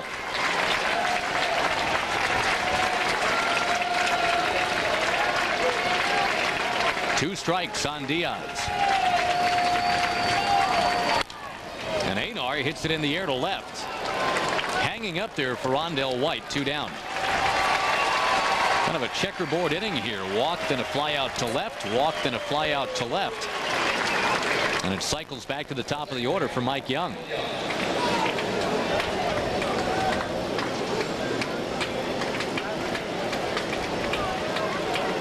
Michael has been a very solid hitter this year with men in scoring position. Yep, the best the Rangers have to offer, as a matter of fact. Though Mike is looking forward to getting home. This road trip has produced only 7 hits for him. This is game 10 of his 10-game road trip.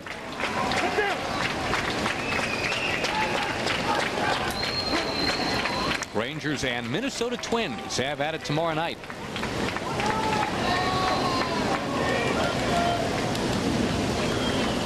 Yeah, boy. Steve Felice out to talk to Grimsley. There are some Rangers that have some spectacular numbers against Grimsley. You're hoping it comes around to them. Rafael Palmeiro, 8 out of 15. Alex Rodriguez, 6 out of 11.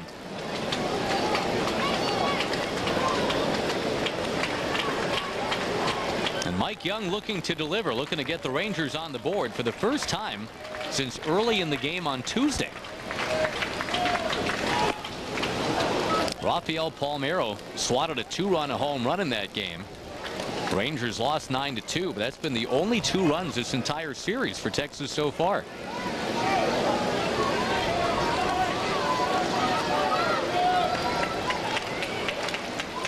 Well, the Rangers were just smoking the ball back home. On this road trip, with just the 1 hit tonight now, Tom, recalculating their team batting average for this 10-game road trip, they're at .213. Yeah, they just really have not swung the bats well at all. We made the comment before the Detroit series that even though they hadn't scored much in that ballpark in the past, they're swinging the bats well, and they probably would this time, but it never happened. There's a good swing. It pinballs off Grimsley. It stays in the infield to load him up for Hank Blaylock. Well, you figure you get a base hit, you're going to get a run, but not when it hits Grimsley and rolls near short. Blaylock, who's been on base twice, with a chance to give the Rangers a lead if he can pump one into the alley. A high sinker hit Grimsley right off his left ankle. Was not in real good position to field that ball. Kind of has his back to the hitter as this ball goes right straight up the middle. The Rangers get a break the way it kicked off. Didn't kick directly to a fielder. It sets the stage for Hank Blaylock right here, who for most of the year has been leading the American League in batting average against right-hand pitching. And he is 1 for 1 against Grimsley.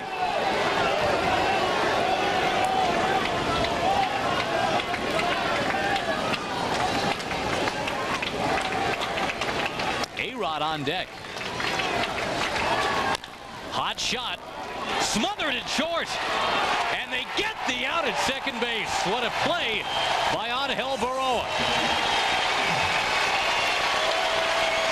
If it gets up the middle, the game is tied. Baroa keeps it 2-0 at the stretch.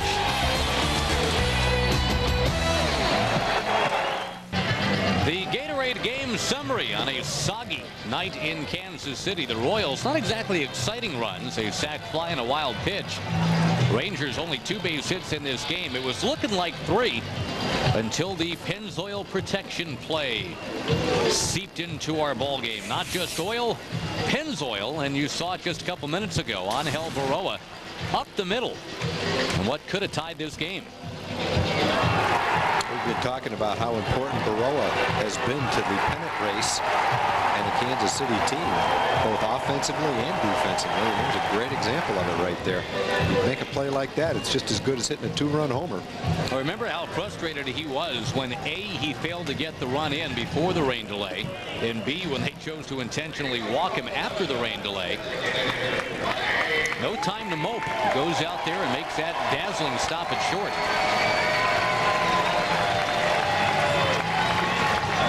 Ron Mayhay goes to work. This is not an easy part of the order here. Mike Sweeney, Carlos Beltran, and Raul Ibanez.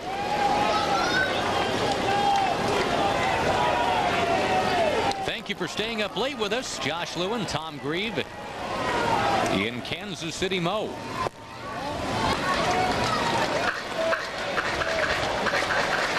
Looking forward to heading home. The Rangers, as we mentioned, play the Twins for 3.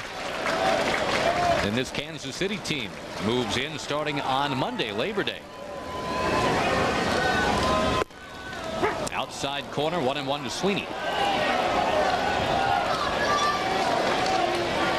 Well, Tom, with this being the only game still going on and it being up on the satellite dish tonight, we should be getting emails from all corners of the universe over the next hour or so. That ball rammed over to third base. Hank Blaylock makes the play. You can email your thoughts to foxsports.com. Keyword Rangers booth. Questions or comments regarding the Rangers, always welcome. We talked earlier about the rosters about to expand. And one thing we should mention is with Frisco having made the playoffs, anybody who was going to come up from AA, that might have to wait a little bit. Frisco begins the first round of playoffs on Tuesday. Yeah, if anything, even though Buck only has 4 extra men right now, it's still difficult to find everyone playing time. In any given game, there's several guys on the bench that you like to see getting playing time. So he's trying to juggle the lineup and get everybody as involved as he possibly can now. And if you expand the rosters and add a number of guys, it just gets even more difficult. But that's what happens in September. But as long as a team is in the playoffs, you wouldn't want to disrupt their playoff chances just so a guy could come up and participate on the bench for the big league ball club in September. You'd wait until that was over. Wouldn't be fair to the minor league team and all their fans. I got the sense also, Tom, that the days of rewarding a player for a good year at AAA, I mean, even though a team would still like to do that, those days might be slowly ending. I mean, it's an expense, number one. I mean, you're adding another guy to the mix, traveling, hotel, per diem, salary, all that. Giving him service time, too. Hacked into left field. That is a fair ball, and Beltran just continues to destroy Texas pitching. Another 2-for-4 game for Beltran. Seems like he's got that every single night. He's been a .500 hitter against the Rangers over the last 2 years. He's driven in 20 runs in the last 15 games against the Rangers. He's hit well over 320, about 330 in August with 20 RBIs for Kansas City. So in the 2 and 3 spot, Randa and Beltran have both been hot this month. 2 and 4 spot with Sweeney in between. And once Sweeney gets hot, which you know he will, with Ibanez, that's a real good solid part of the lineup.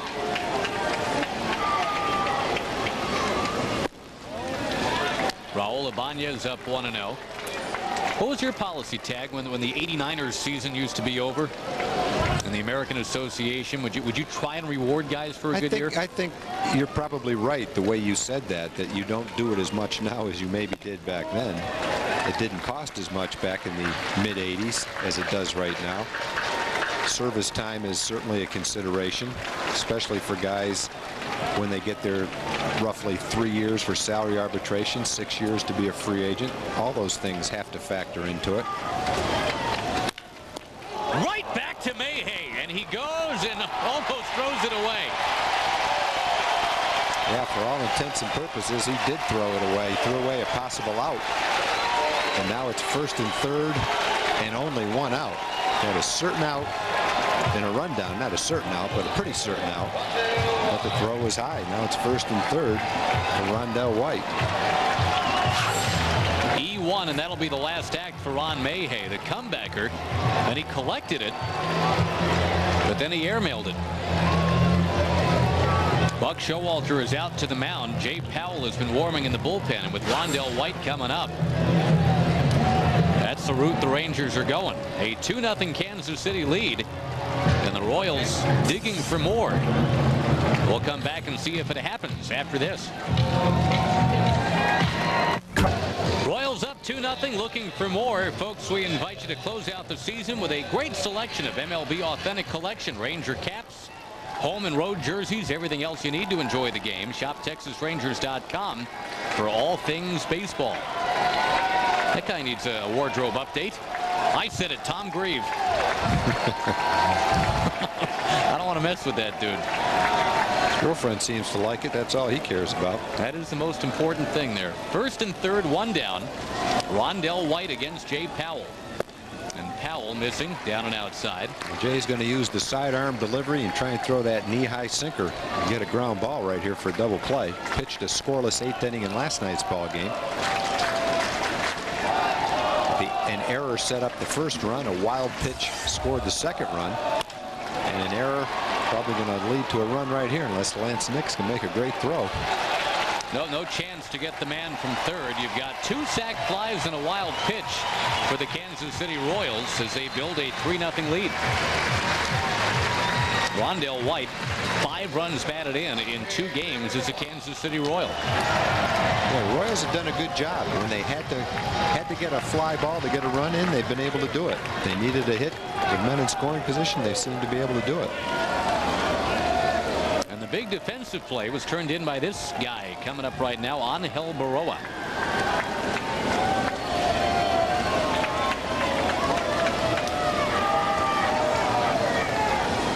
Got an email here, Tom, from Patrick back in Texas. His question: how many people are at the game tonight?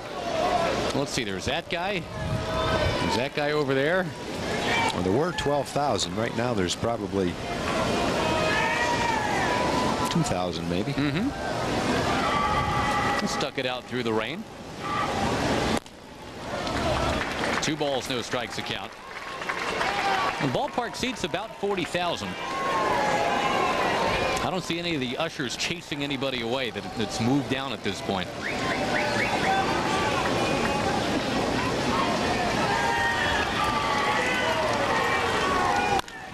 Slapped foul, 2-1 now to Baroa. Josh, you're talking about call-ups in September.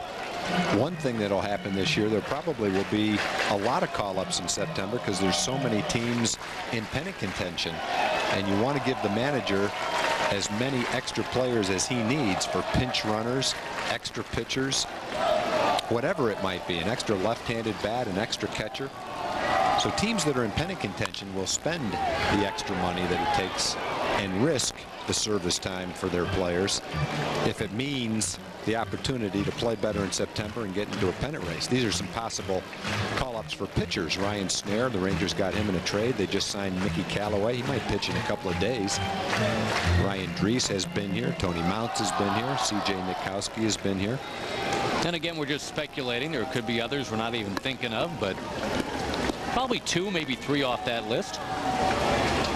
But you figure the minimum salary is $300,000. So anyone making the minimum salary, and most of them will, cost $50,000 to get called up in September, 1/6 of a minimum salary. So that's a pretty significant amount to pay if the guy's not going to play very much. And like you say, Josh, if it's just for a reward for a minor league season, chances are you wouldn't do that. But if it's a player that you want to get a look at, work with in September, make him a little bit more comfortable with a major league staff and a major league uniform and major league ballparks to help him prepare for spring training, then you give that a lot of consideration. You miss that, don't you? That and salary arbitration. Now, you like the call-ups because I've never seen anyone get called up that didn't like it, except there is one. Hector Fajardo is the only player I've ever seen refuse a call-up in September. And his reasoning was that the Rangers had taken advantage of him. And when we asked him exactly what that meant, he said, well, you made me pitch in A-ball, AA, and AAA. You made me help every minor league team, and now you want me to come to the big leagues, and I'm not going to do it. So he really stuck it to the organization then, huh? He really did. And we said, well, do you understand that it's about $25,000 or $30,000 in a month's service time, not to mention the fact that you might start 3 games and be in a better position for next year. Nope, I made up my mind. And he said, I want you to tell me it's okay. And I said, well, I'm not going to, I can't stop you from doing it, but I'm certainly not going to tell you it's okay. I think you're making a big mistake. Okay, thank you very much. And out he went and never came back. And now you know the rest of the story. Anyone that ever wanted to know what happened to Hector Fajardo, that's what happened to him. Off into a lonely sunset. The 3-2 is popped in the air. Diaz will come on back. Run out of room. So there have been cases where someone has refused the September call-up. And not necessarily for a logical reason, but did arbitration, I mean, I know that can get messy and can be a pain in the keister, but I don't know of any team and the personnel involved in arbitration cases who enjoy it. Maybe some of the lawyers enjoy it because that's what they do. But from a team standpoint, from the owner to the general manager to the manager and all the people that help participate in salary arbitration. I don't know that anyone enjoys that. It's just not a comfortable procedure. Best thing that ever happened, I think, 1980, Charlie Finley submitted a salary arbitration offer of $58 grand for Mike Edwards. Edwards submitted his demand at $50,000. He was 8 under what the owner wanted to give him. Well, you know, that's funny, but it's true. When arbitration first started, I remember looking at the list of the A's arbitration cases when they had guys like Bando and Joe Rudy and players like that, Raleigh Fingers, and the difference in the numbers was like 70 to 82,000, 81,000, and 75,000. It almost wasn't enough to pay for the plane fare, the hotels, and the lawyers that argued the cases. Now you see gaps of millions of dollars. Right field coming on. Spencer unable to grab it. And they're waving the runner home. He will score. It is 4-0. Ibanez simply never stopped running on a little flare out towards right field. Angel Baroa gets RBI number 61. Well, you give John Miserock, the third base coach, credit. He had the play in front of him. Ibanez going to third base had the play behind him. He didn't know where the ball was, and Miserock waved him home all the way from first base. It's a little blooper. 2 outs, so he's running all the way. Right fielder can't get it. Michael picks it up, hesitates just for a second, and that's all it took for Ibanez to score. An RBI single on a blooper like that. Boy, I tell you, they've got 4 runs now in this game, and they've gotten them in strange ways. DeFelice peels one into the crowd. 0-1. Well, this is getting flat ugly now. The Rangers have been outscored by the Royals 19-0 over the last 18 innings here in Kansas City.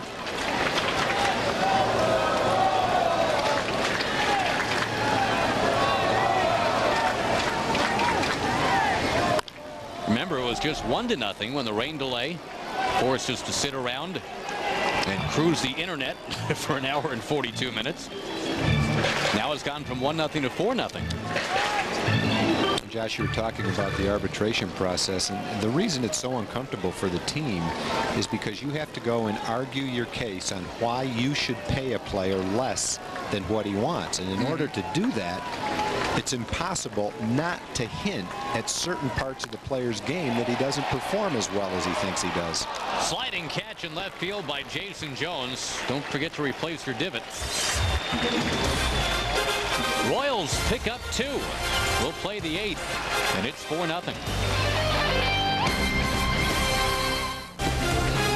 Texas Ranger Baseball on Fox Sports Net, brought to you by Chevrolet and your Texas Chevy dealer, Chevy Driving Texas, and by the Texas Lottery.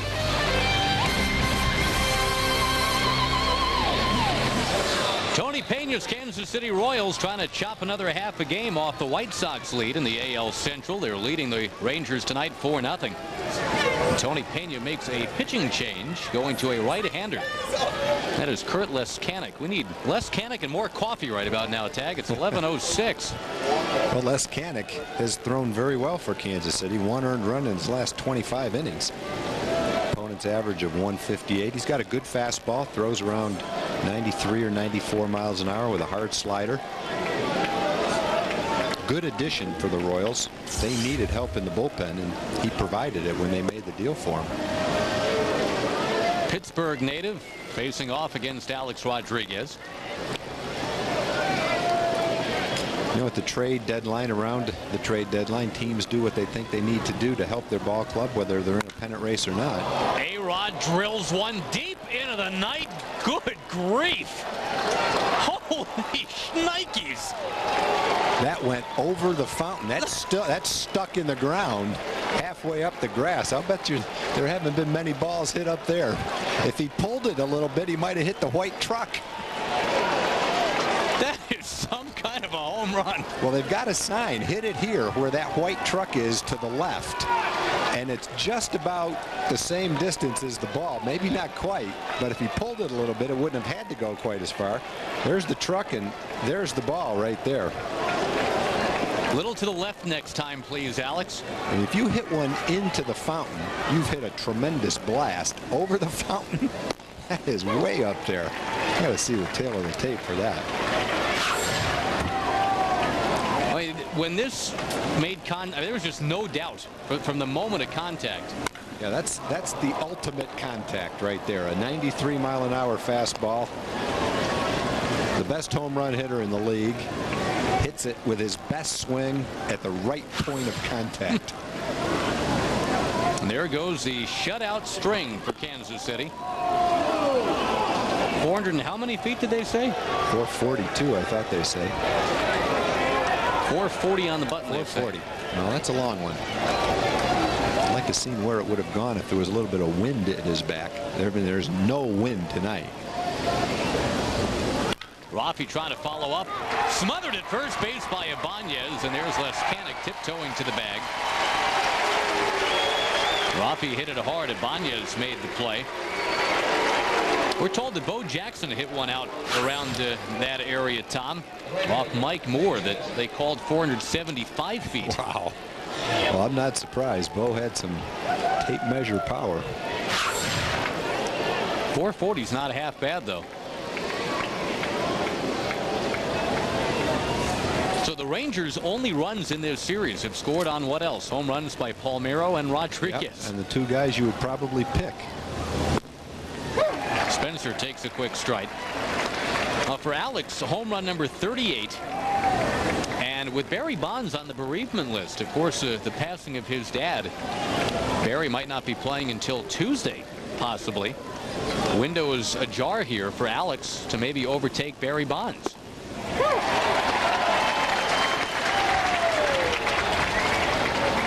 He is leading the American League in home runs. He is to within one of Barry Bonds now for the Major League lead.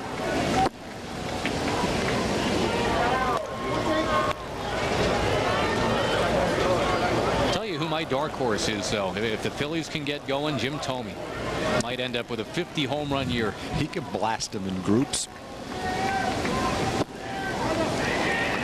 2 balls, 2 strikes. Tim McCarver called him a one-man meteor shower this past weekend. I thought that was a great line. Well, they need some of their other guys to become meteor showers to go along with Thome. They've got a lot of guys that can hit on that team. That pitch just missed to Spencer. Now, Pat Burrell is having a miserable year, and as you mentioned, the Phillies got swept in a 4-game series at Montreal. They're fading fast. Well, that's not a strike, in spite of what 1,400 fans thought. That's not either. No, sure isn't. Shane Spencer is on, just 1 out in the inning.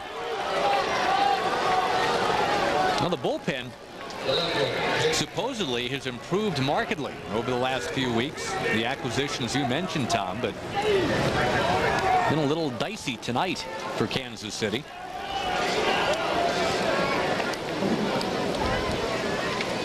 Well, that run against Leskanic, the home run, was only the second earned run he's given up in his last 26 innings. 1 ball, no strikes. Now, earlier, Jason Jones was Tom Greaves' pick. He was the call. See, anybody could pick Alex, though, for Rafi. I was going with the long shot. No, and I'm right there with you. I'm going to. You going to make your call on the same guy? The truck is suggesting I like it, too. that. Everybody's got the vibe right now. All right. Same guy, just different at bat. Hours later, that's all. 1-1 the count. That would be a unique twist to the little game. Wish we could report. Key is if Jason doesn't do it, we can't let him know that he was picked twice and didn't do it. Right. Might not ever overcome that. No, who wants that pressure? 1 and 2 the do count. that to anybody. We haven't exactly been bringing down the house with this game either, by the way. I mean, I think I've been right once, you've been right twice. The key is you got to keep doing it. It's a very low scoring battle this year. It is pure, complete, and total luck.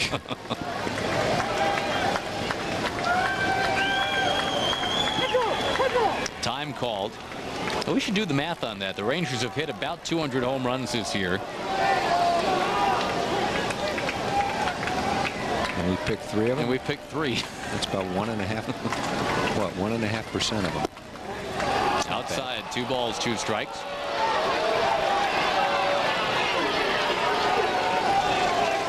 With a blindfold and a dart, though, he could probably accomplish pretty close to the same thing. Yeah, you're right. Exactly, you're right. On 2-2, Leskanic brings it and misses with it. Full count. I wouldn't be disappointed with a walk right here. Can't put in a call for a walk, though, No, can you? not putting in the call, but Oh. I mean, if he does walk him, he didn't have much of a chance to hit the home run, so you can't hold him accountable for that. But under these circumstances, you'd love to see a walk right here, put the tying run at the plate. And then the call would just get transferred to Lance Nix. You can also make up the rules as the game goes along. It's our game. Right, we can do what we want. How about that? That's good. Left field, partial credit That's good. as it goes into the corner. Jones on his way to second base. Counts as a half.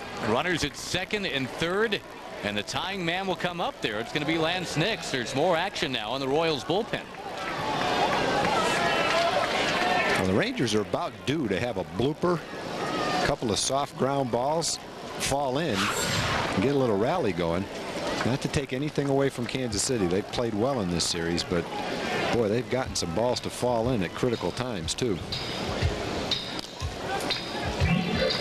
Lance Nix, the native Texan, big time Cowboys fan, is coming up, and boy, here's a total battle here, Tom. Curtis Leskanic, known around the league as the most diehard Pittsburgh Steeler fan. A little flashback to some Super Bowls of days gone by here. Lance Nix against Leskanic.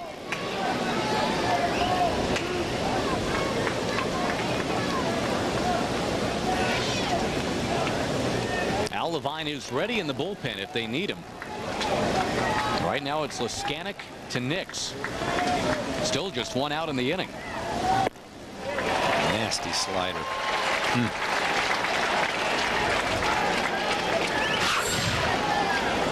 Lance starts his swing thinking that's a fastball, and by the time he ends up, he goes, whoa.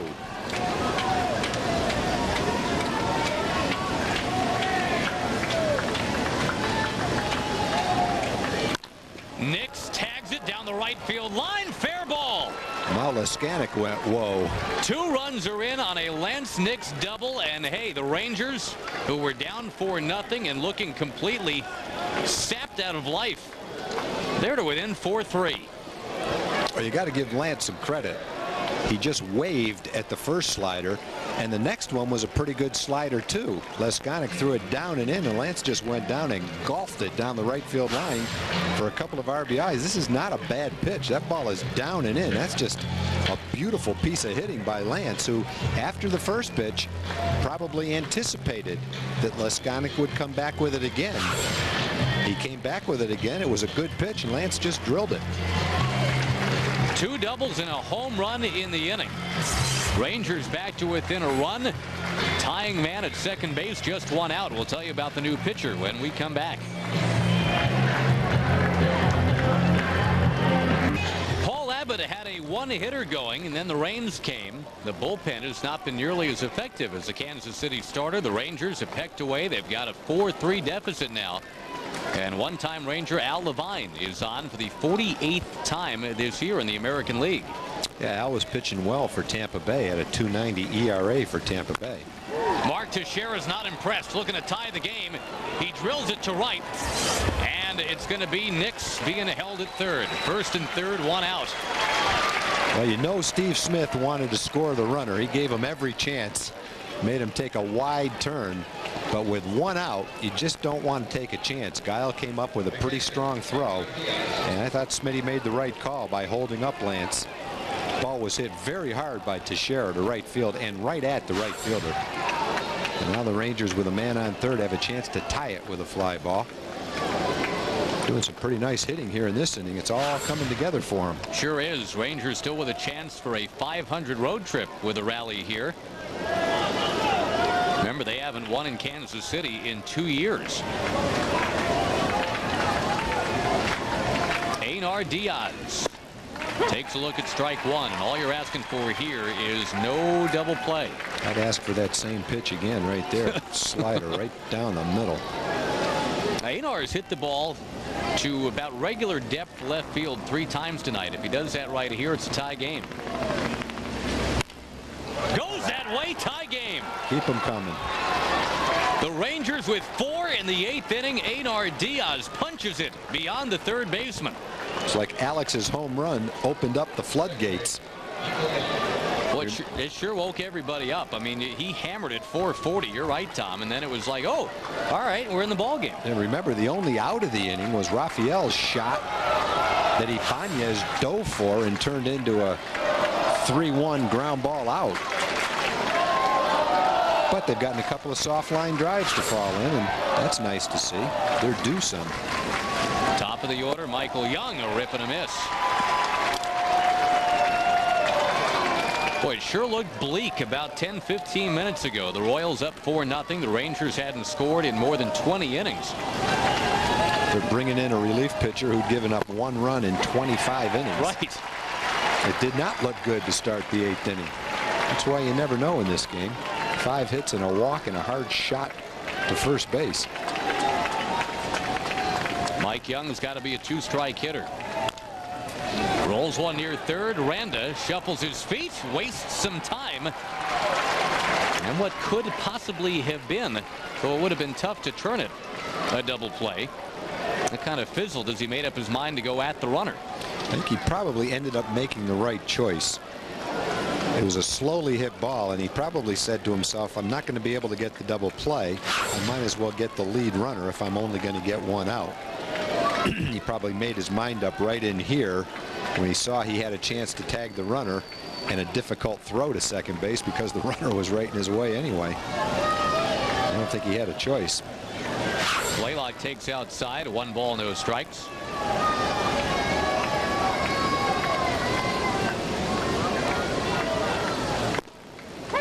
Make it 1-1, and Hank robbed of a hit in the 7th inning. Baroa going up the middle.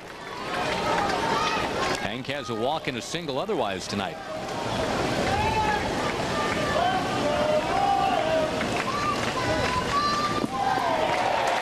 Pretty nasty pitch right there. 1-2. And a changeup.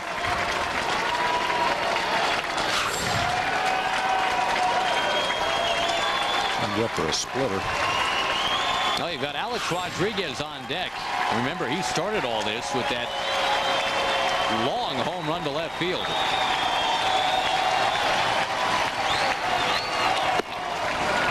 Wouldn't it be something if Hank could rally in this at bat, load him up, and give Alex a chance to bust it open?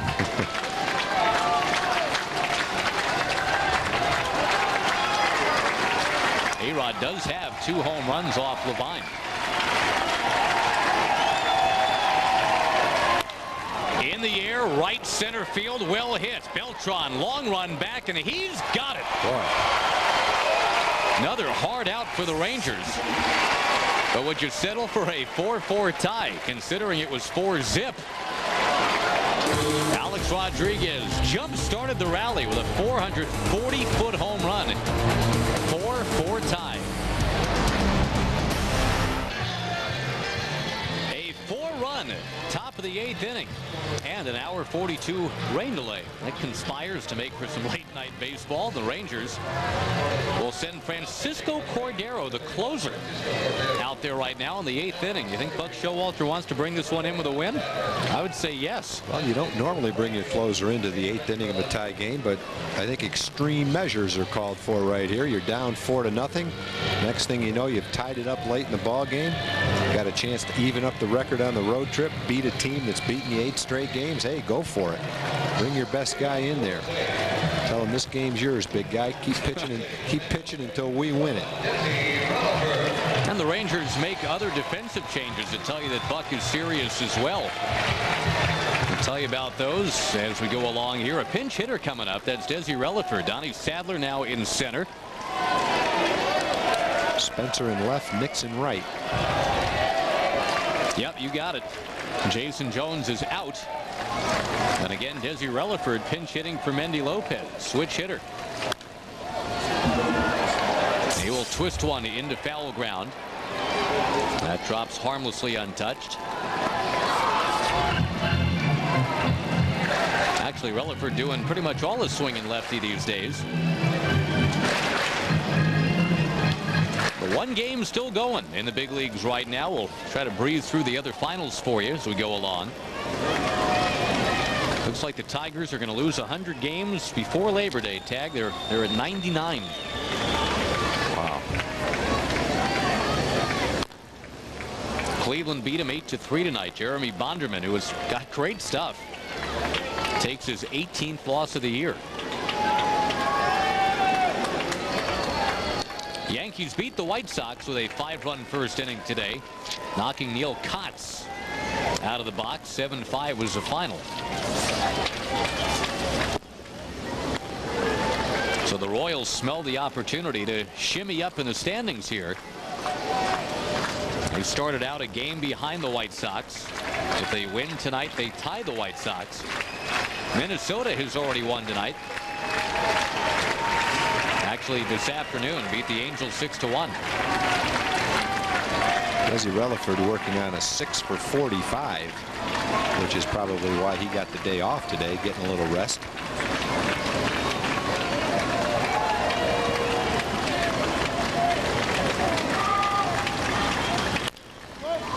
In the air, left field. Long run, and it drops. 3 fielders converging on it, and nobody was able to take it. Well, that was just located perfectly right down the left field line. Tough hitter coming up. Guy that handles the bat very well, Aaron Guile. 12 home runs, as we mentioned earlier. 3 of them against the Rangers. He's also got a couple sacrifices. And the other thing, Josh, that probably came into play a little bit on that ball was the soft turf. Makes traction a little tougher. I don't know that anyone was able to go at full speed after that ball because of the grass. But nevertheless, it was a well-located pop-up as far as the Royals were concerned. Aaron Guile has been on base 8 times in this series. Joe Randa on deck has been on base 8 times in this series. After that, it goes to Sweeney, who's been on base 9 times in this series. So not the part of the order that Cordero wanted to have to deal with.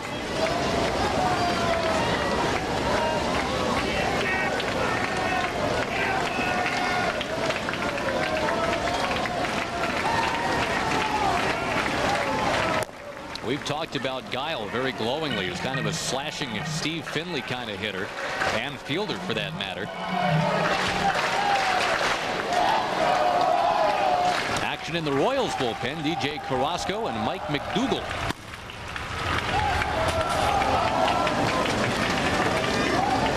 Stay with us, big fella.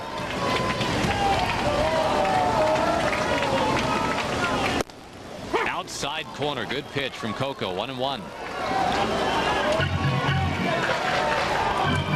A couple of the other American League games, Tom. You've got Oakland beating Baltimore 6-4.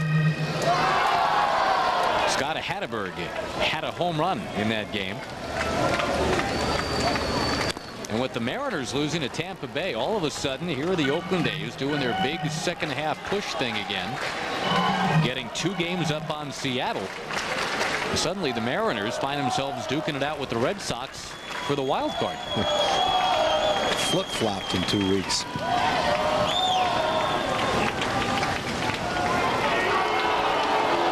We've already touched on the National League wild card, which is now officially wide open. If it wasn't before, there's a 4-way tie for first in the National League wild card, with 2 other teams, what, a game or a game and a half out. Pitching out, nothing happening. Now the NL wild card, the Marlins, the Phillies, the Cardinals, the Expos. Slash, slash, slash, and slash. With the Diamondbacks, I don't know. Diamondbacks might be the team to watch coming up on the outside with Randy Johnson and Kurt Schilling healthy. Cubs have the great pitching. Cubs are also a game and a half out. got him. They did get him. He overslid. He tripped over the bag. How about that? See, you wonder why you keep throwing over there. Who knows what can happen. Rutherford went to get back. Didn't get pushed off the bag. He just tripped. Yep. Slipped right off the bag. And he went back casually and then rip. He got the wrong foot tied up. Never did touch the bag with it. I mean, he went back kind of bored, and I don't blame him. And he got his feet tied up. He missed the bag and he couldn't get his feet straightened out to touch the bag right. How about that?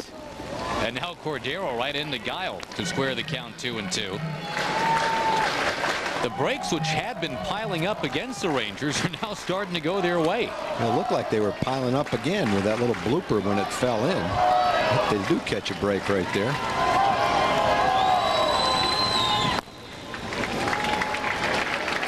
That's a new one on. Couldn't make up his mind which foot he wanted to go back with. Ended up about a foot short and nowhere to go. His own little personal game of Twister, and he lost. He can't figure out what happened. Well, you don't want to see the Royals reload here. Cordero trying to get Guile.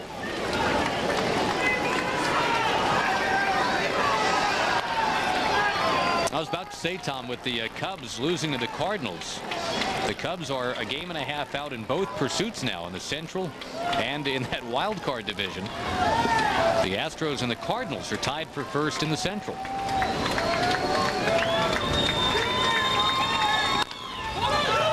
Big hop over at first base for Teixeira. And now 2 down, and you really feel a lot better about this inning.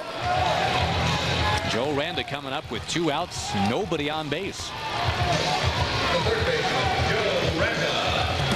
Folks, a reminder, Saturday, the Coach Fran era debuts at Texas A&M. The Aggies against Arkansas State at 7 p.m. The game is on pay-per-view. You can order it for $29.95. Contact your local cable or satellite provider. Randa pumps one out of play, 0-1. Boy, this sets up nicely all of a sudden, Tag. Looking ahead to the 9th inning. 3, 4, 5 in the order coming up for Texas.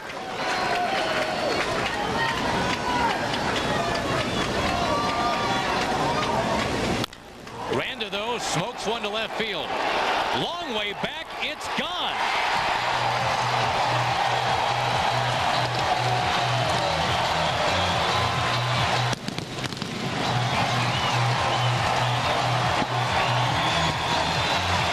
It's an 11-game hitting streak for the Joker, Joe Randa, as he belted an 0-1 pitch barely over the wall and left.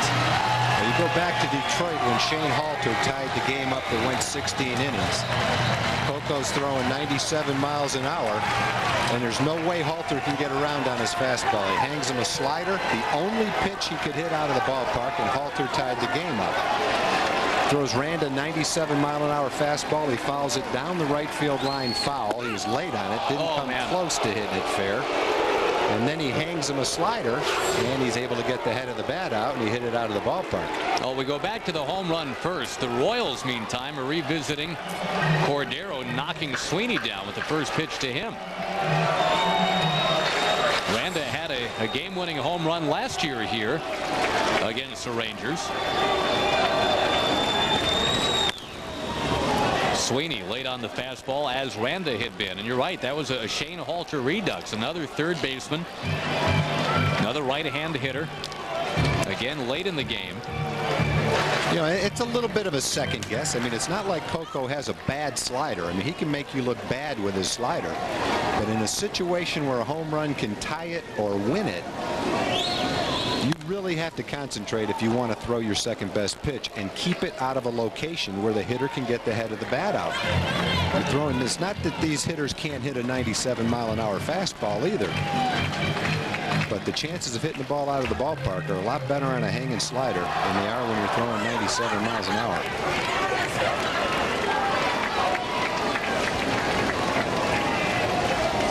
1-2 to Sweeney. Wow, came in and hit him. And are they calling him out? They're saying he swung. It hit him, but he swung, and that's strike 3. Sweeney is hopping mad. Sweeney, who never argues. Can't believe it. Cordero nailed him with the pitch, but Sweeney could not check his swing apparently. Well, the inning ends in a crazy way. Cordero kind of sprinted to the dugout, just saying, "Hey, let's get out of here." It is a 5-4 lead for Kansas City on a Joe Randa home run. Remember, Sweeney had been decked by the first pitch that missed. This one zeroed in on him.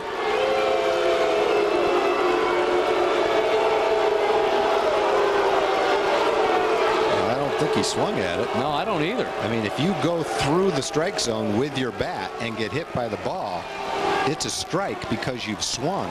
I don't know that Sweeney ever got the bat through the strike zone. Ball knocks the bat right out of his hand, it looked like. That's not a swing. That's a bizarre way to end the inning. The Royals, I mean, yes, they've got the lead and they're happy about that, but Mike Sweeney has been called out and he is still talking it over. 5-4 Royals, and we'll see if the Rangers can rally once more when we come back.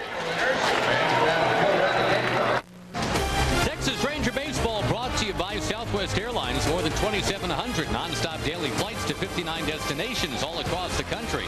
And by Jack Daniel's Tennessee Whiskey. Nobody makes whiskey like Jack Daniel's. We've got a lot to talk about as we get to the ninth inning. Alex Rodriguez leads it off against the closer, Mike McDougal. Guy that can throw it upwards of 99 for 100 miles an hour. We're going to revisit the Mike Sweeney at bat, Tom, and when we looked at the tape, it seemed that the home plate umpire, Scott Nelson, was saying it was a foul tip off the bottom of the bat. As Alex pumps one to right field, that ball taken off. This ball's going to go! Tie game! 2 home runs in the last 2 innings. And put another pot of coffee on. It is 5-5. Alex jumped all over that pitch. He's hit one way out of left, and now he's gone to straightaway right. Didn't take long either. McDougal throws hard, but not hard enough. Number 39 for Alex. But yeah, getting back to Sweeney, Josh, I think you're right that the umpire did rule that it was a foul ball. Off the knob of not the that he bat. had swung, but that it was a foul ball. Here is Palmeiro. The Rangers now looking for a lead. And Alex Rodriguez, what more can you say? The Rangers were being shut out. He hits a 440-foot home run to left to get him on the board. And if you're a pitcher, you just don't expect to give up a home run when you throw it 95 miles an hour up and away like that. The guy drives it into the bullpen in right field. That is so clutch, though. The home run, we'll ask Buck Showalter about this after the game, which is his favorite home run of the 2. I bet you he says the one that woke the club up in the 8th inning. But, of course, the Rangers needed that one you just saw. Rafi tags one into right center. That's a base hit. Shane Spencer will come up. And Tom will take you back to that play that ended the bottom of the 8th inning after the Royals had taken the lead.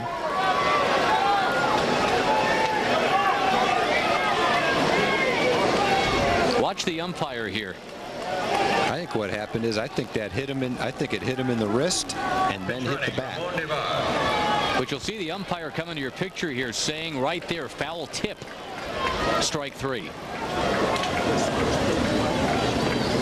Sweeney was arguing, hey, it got my wrist first.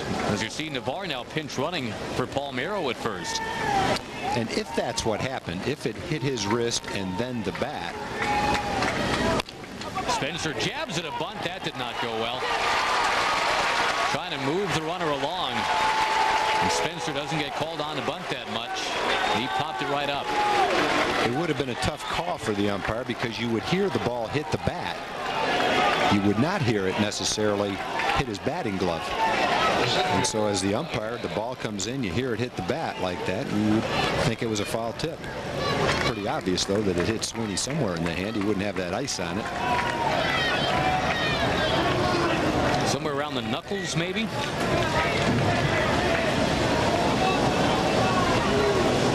Donnie Sadler's first at bat coming up right here. One-time Kansas City Royal.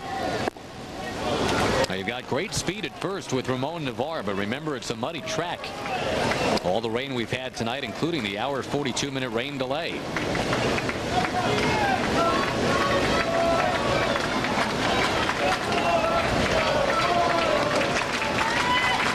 Infield, a double play depth for Kansas City. And it's not like Mike McDougall allows a lot of home runs, but he gave one up to A-Rod pretty quickly. That's just the 4th home run he's allowed all year. This is his 59th appearance. And Alex is now tied with Barry Bonds for the major league lead. Alex has 14 home runs this month. Still 3 days left in the month. 97-mile-an-hour fastball has Sadler behind 1-2. The Ranger record, by the way, Tom, for home runs in a month is 15. And Alex heading home. He wouldn't bet against a new Ranger record for most home runs in a month. Get your hot dogs!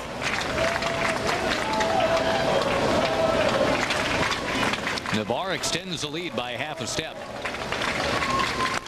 Sadler rams it foul back this way.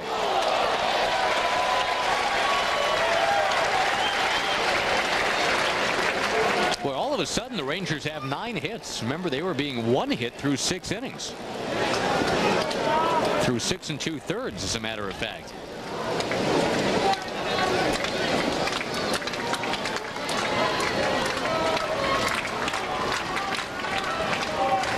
The Rangers are 8 for their last 13 at bats.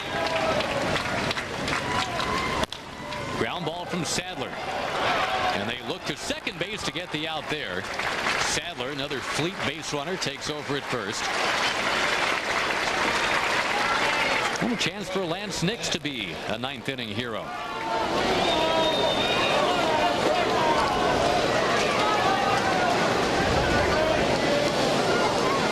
What a big hit Lance had in the 8th inning.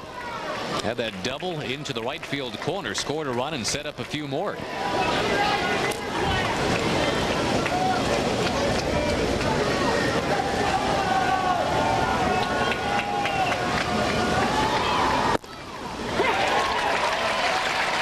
Mike McDougall, remember, the first couple months of the season was everything for the Kansas City Royals. Just an unheralded hard thrower.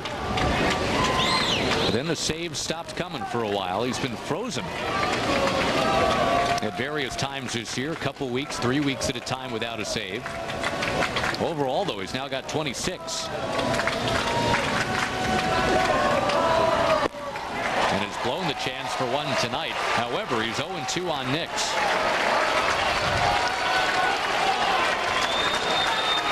The Royals in the bottom of the 9th will lead it off with Beltran, the Ranger killer.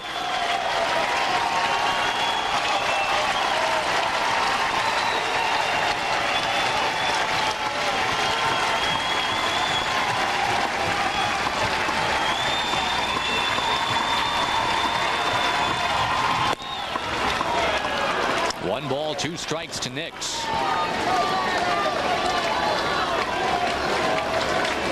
Way back when, the starters were Paul Abbott and Ismael Valdez, and they were moving along at a very neat, tidy clip. 1-0 game when the rain came. A lot of scoring late now. 5-5, 9th inning. Strike 3. And the Royals will look to win it in walk-off fashion in the bottom of the 9th. A-Rod's second home run since the rain delay has it 5-5. Well, the Rangers exploding for 4 in the 8th, and then got the Alex Rodriguez homer in the 9th to set it up for some drama now. Bottom of the 9th inning, and I know we toss this term around. A guy is a Ranger killer. And you may ask yourself, well, what does that mean exactly? I mean, how can it? What is the qualifying factor for being a Ranger killer? How about 30 for 60 over the last 2 years. That is what Carlos Beltran has done, including 2 for 4 tonight. Leads it off against Cordero and takes ball 1. Well, the good part of Alex's home run is Coco gets a second chance. He gave up the home run, put the Rangers down, but now he's back out there firing bullets again. Oh, yes, he is. 97-mile-an-hour heat.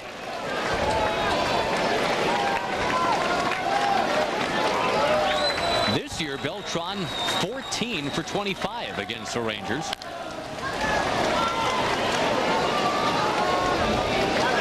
Very special players we've talked about throughout this series. They'll be followed by Ibanez and Rondell White in the bottom of the 9th inning. No action in the Ranger pen. It's up to Cordero.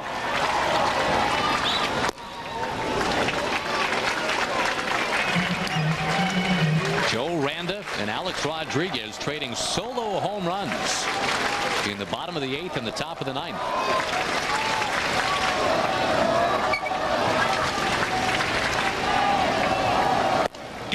Francisco Cordero has 1 out.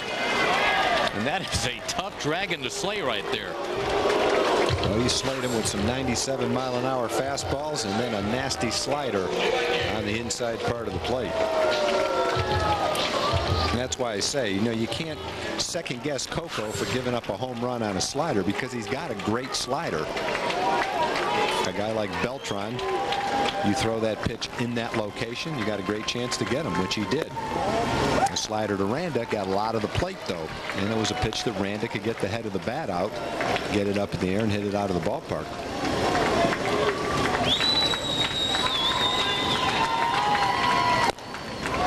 Not close on a 98-mile-an-hour fastball. Ibanez looking at 1-1.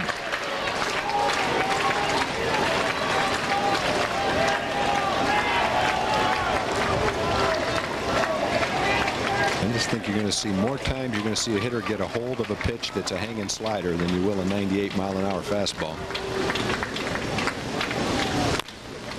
Left field line, unable to get around on the fastball there. We're talking about a pretty good hitter, and he's just taking a little defensive swing at that ball, just trying to make contact with it. Now, if he makes the same slider to Ibanez that he made to Beltran, then you got a chance to strike him out too. Which what you don't want to do is get too much of the plate with it and give him a chance to get the bat out in front of it. Harmless little tapper to short. High throw, however, got him at first base. Mark Teixeira bails out Alex Rodriguez. Boy, another uncharacteristic throw by Alex. That's 2 in one game. He bounced one, threw that one high, but Tex came down on the bag just before Ibanez got to the bag. Just gets away from him. Rangers have a tall, athletic first baseman, though, and that helped. Remarking we haven't seen Alex throw one ball like that all year. He's thrown 2 in one game. Very unusual. Rondell White will curl one towards the crowd. Rondell White went up there looking for a fastball, got wound up as early as he could, got the pitch he was looking for, and still almost had the bat knocked right out of his hand. A very aggressive Coco Cordero since that slider was belted out for the home run. And there's another time, 98 miles an hour. And as we say, hey, as long as he's just chipping balls away here. Keep firing it up there. Yep.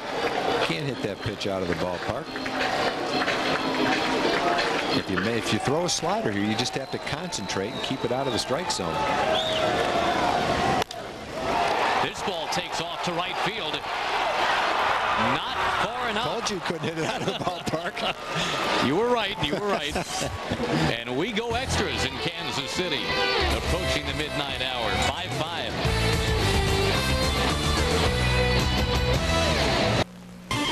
Tonight after the game on your Southwest Sports Report. We have enough football for even the biggest fanatics. We're down to number 2 of our Big 12 countdown as we preview the Texas Longhorns. The Houston Texans are in Tampa Bay. They face the defending Super Bowl champions in what is referred to as the final dress rehearsal before the season starts. And the Cowboys host the Raiders in Irving, Texas.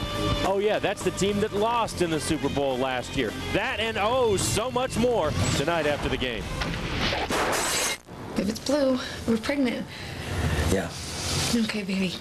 No, honey, you do it. No, I can't look. Really? No, yes, you go. Okay.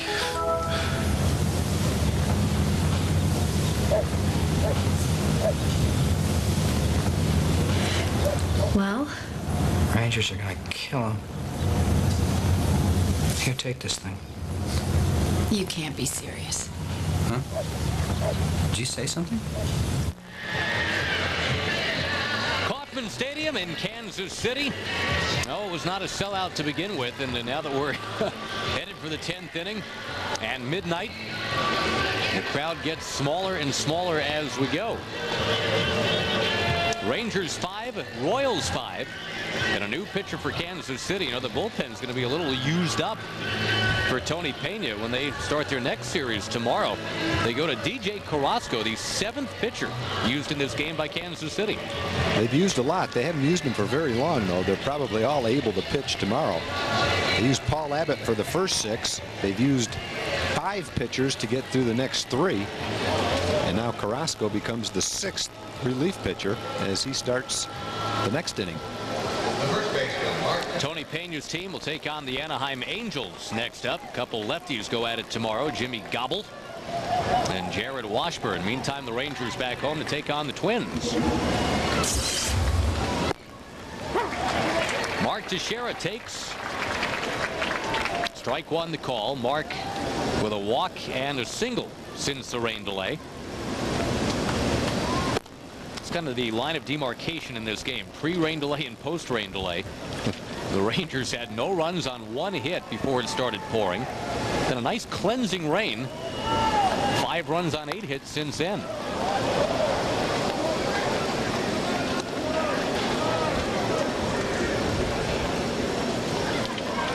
Teixeira, Diaz, and Young. 8-9-1 for the Rangers in the order.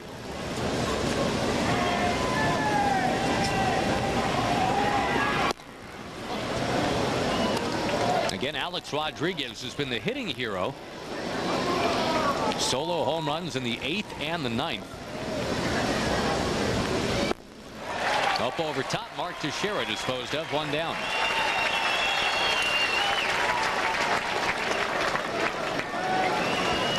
For Alex to bat here in this inning, the Rangers would need a couple base runners.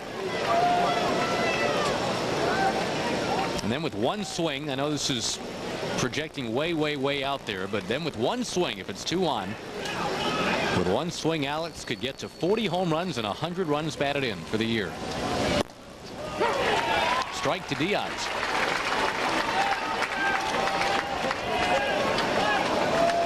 And remember, the beginning of June, even towards the All-Star break, Alex Rodriguez, a lot of the talk was about, boy, this is just not one of his better seasons.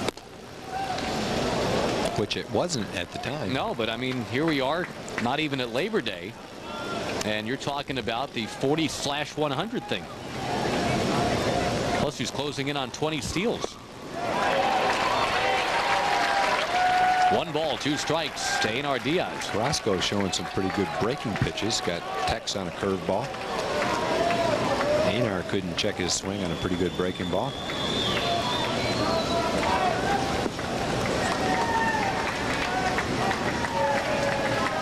Carrasco the 1-2.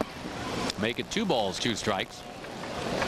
And you don't figure, Tom, the Rangers will ask Cordero to come back for a 3rd inning. There is action in the Ranger pen now. I would say the only way he'd come out for the 3rd inning is if the Rangers scored right here. And Buck wanted to make sure that he had his best guy out there with a lead. Baroa makes a play on Diaz, 2 down. If they don't score, you wouldn't think that he'd be coming back out.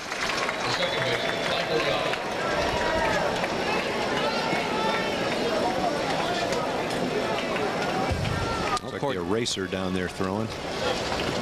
There's Buck. Have Fultz, Schaus, Benoit, Garcia. Plenty of guys still left in the Ranger bullpen. That is the eraser getting loose down there. Now, you're right. The Rangers have just used Mayhay, Powell, and Cordero out of the bullpen. Tony Pena going with Offelt, Grimsley, Leskonic, Levine, McDougal, and now Carrasco. I think the only guy he's got left is Graham Lloyd. Unless he's put one of his starters down there for an emergency.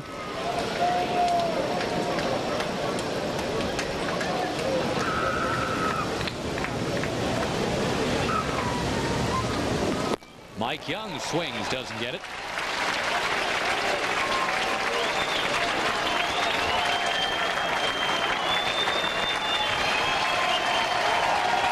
Well, the fans that are still around making some noise now with 2 strikes on Young. Well, we've talked about this oftentimes this year. Mike Young has grown into a very, very solid 2-strike hitter. Only Todd Helton of the Colorado Rockies with more 2-strike hits than Mike Young.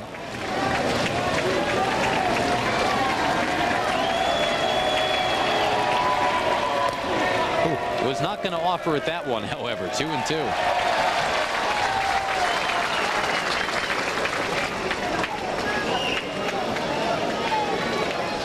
Carrasco was a Rule 5 draft choice last year.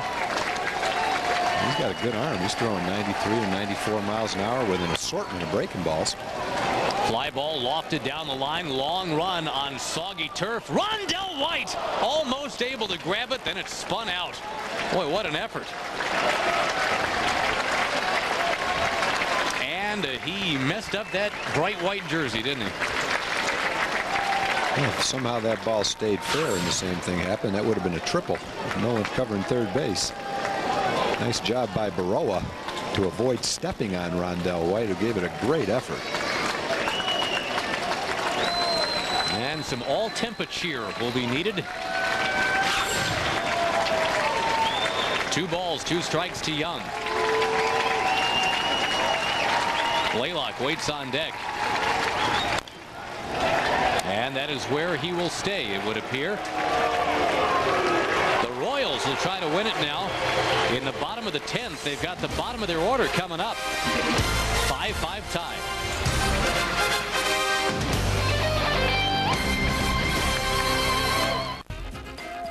You're watching Fox Sports Net.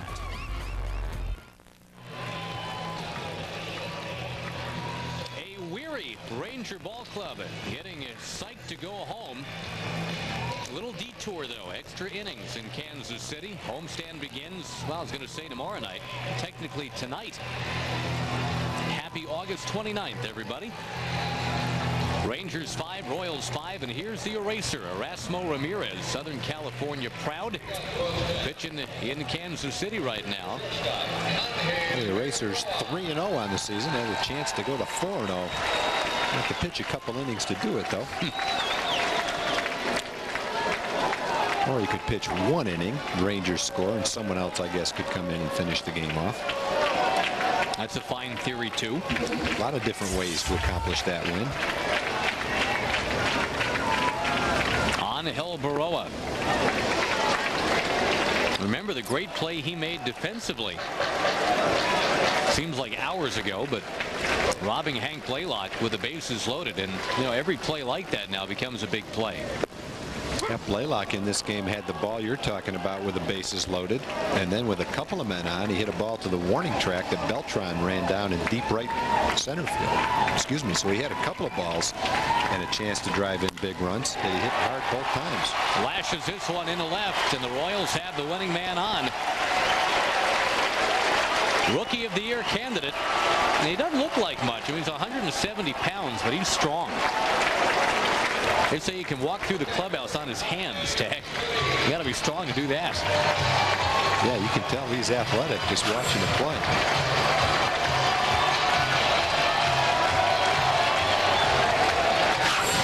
Mike DeFelice is up. Will they ask him to bunt? He does not have a sacrifice this year.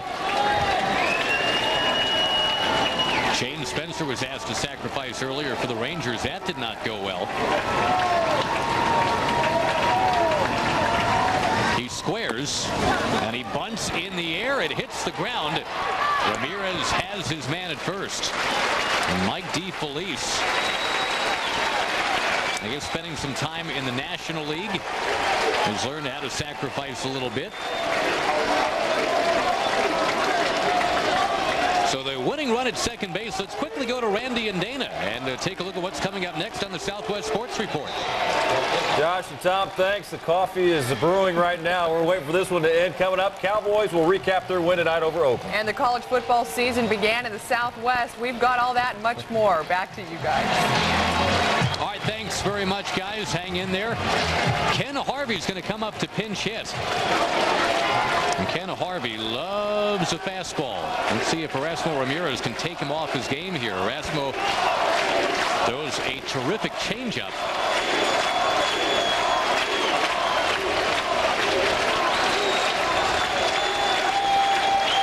One-time batting champion at the University of Nebraska, Ken Harvey.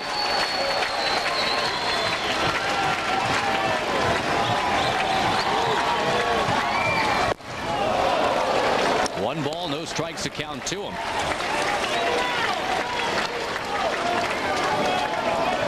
.261 hitter overall is Harvey. Has only 9 home runs, but he's got 27 doubles.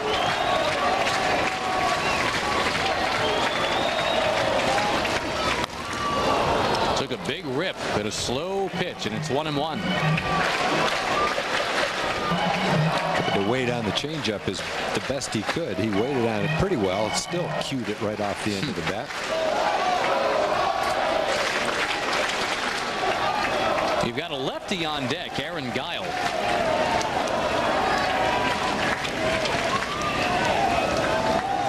Let's see if Erasmo goes right at the righty. He does. Gets a slowly hit ground ball to short. Alex Rodriguez gets the throw across to Teixeira. The winning run now at third. And it will be lefty-lefty. Erasmo Ramirez against Aaron Guile.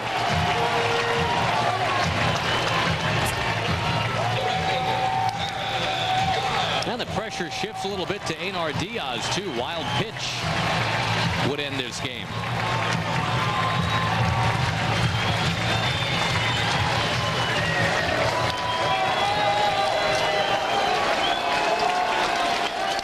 Ramirez has not thrown a wild pitch in 35 innings as a Ranger. Giles hit .250 against left-handed pitching, so he's held his own. Lefty versus lefty.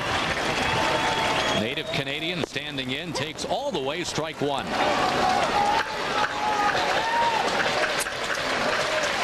Joe Randa, who had the big home run in the 8th inning, waits on deck. You'd hate to see it come to that, though. You'd love to see Ramirez just go get Guile. Uh-oh. Mike Young's got to hurry. He will fling it to first base, and he got him. Baltimore chopped. Mike Young was ready for it. And we play on to the 11th in Kansas City, tied 5-5.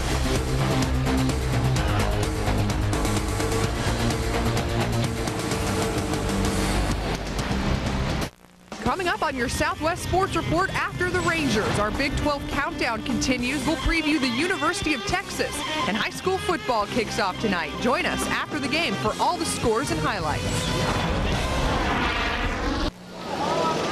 Assumably not a school day for that young man. It's 5-5 in the 11th.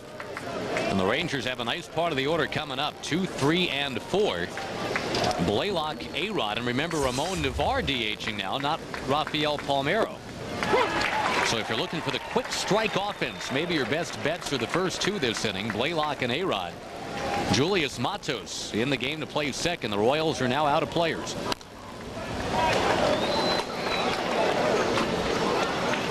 Now Blaylock, kind of a mix of good luck and bad luck tonight. He had one fall into right center back in the 3rd. Was robbed of a hit in the 7th. He took one to the wall for an out in the 8th. On appeal, that's a swing. And that's it for Blaylock. Actually, I checked myself. Brent Maine is still available for Kansas City. Could come in to catch.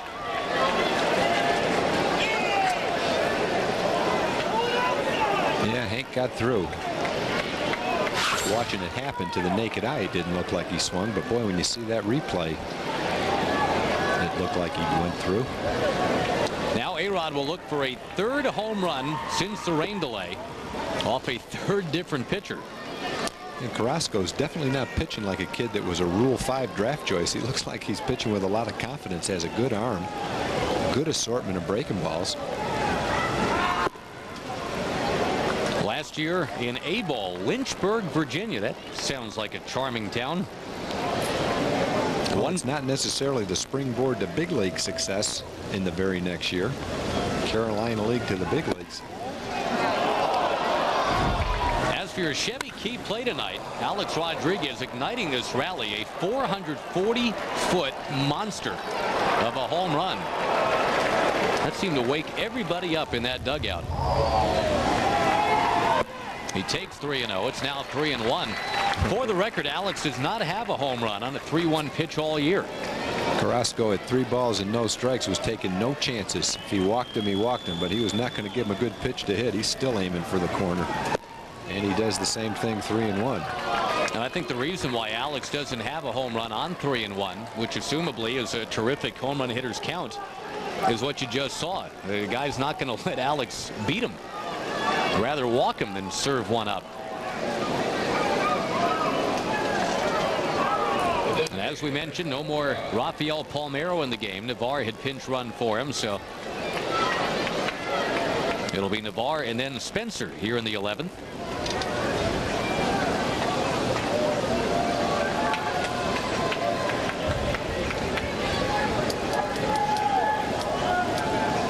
Alex goes.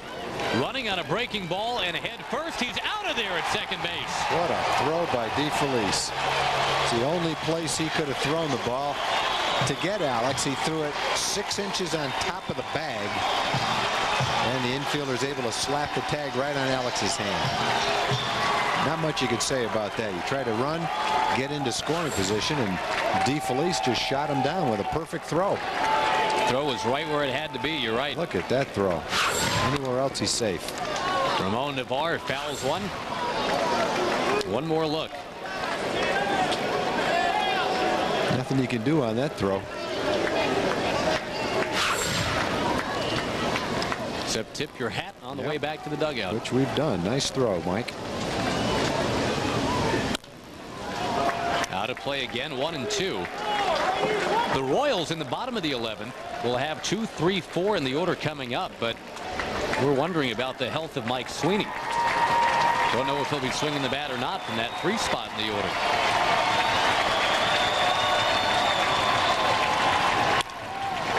Lofted in back of short. And the Rangers end up going quietly here in the top of the 11th inning. Hopefully they will live to see the 12th in Kansas City. Royals coming up with a chance to win.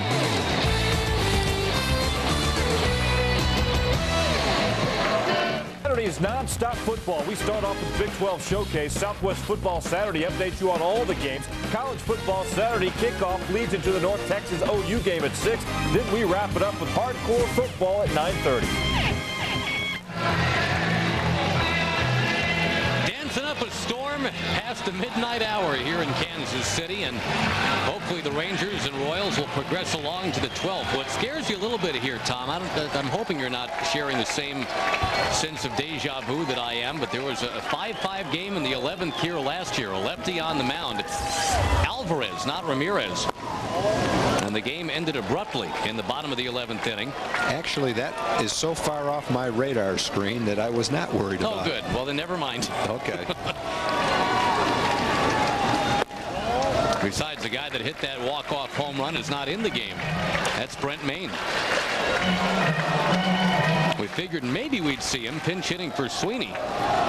Sweeney was hit on the hand with a pitch. There's a strike quickly. 0-2 the count to Randa. But Mike Sweeney is on deck.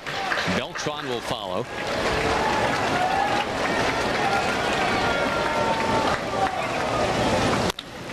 In a left field, base hit Randa. The hottest of all the Royal hitters. That's the wrong guy to have up there starting the 11th. Well, and Mike Sweeney, and you wonder now, Tom, I mean, yes, he's a slugger, but how will they play it here? I don't think you'll see Sweeney bunt, if that's what you mean. I think he'll be swinging away. Oh, they got their donuts again. We got donuts. They hung around long enough. It took till 12:18 a.m., but 12 hits means 12 donuts. And in spite of what we said last night about the stock price of Krispy Kreme, and the worries that they might have, they are happy to be giving these donuts out. They love the promotion. We love that It's promotion. working for Kansas City. It's working for Krispy Kreme. It's working for America, darn it. Sweeney, 4 sacrifices in his career, if you're wondering, and he's swinging. He pops it up. Mark Teixeira chasing it. Mark Teixeira bobbles. Couldn't hang on. It rolled right down his back. And Mike Young was there to try and help him out, too. The Rangers have had some problems with foul balls today. A couple down the left field line were tough to handle. That one right near the stands was tough to handle. Mark checks it out. He gets there, reaches over, and it just goes off his glove. He tries to catch it behind his back, and Michael Young tries to catch it off his back. That would have been cool. Look at this. Couldn't quite get there. Give Sweeney another shot.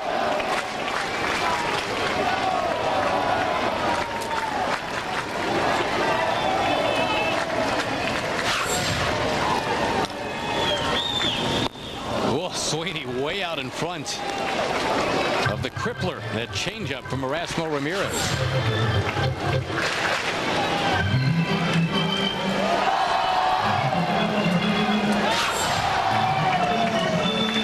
I wonder what fan has cashed in for the most donuts this year. Uh-oh, that ball gets away. Diaz has to chase it near the dugout. And now the winning run at second base for Kansas City. Well, that was an 0-2 pitch also. We had mentioned Ramirez had not thrown a wild pitch all season. And there it is. He tries to throw. It looked like a slider. Kicked off Einar. Einar this year has done a great job blocking balls. You can't block every one of them. You go down and try, but sometimes they just take a bounce and kick off you in a way that there's nothing you can do about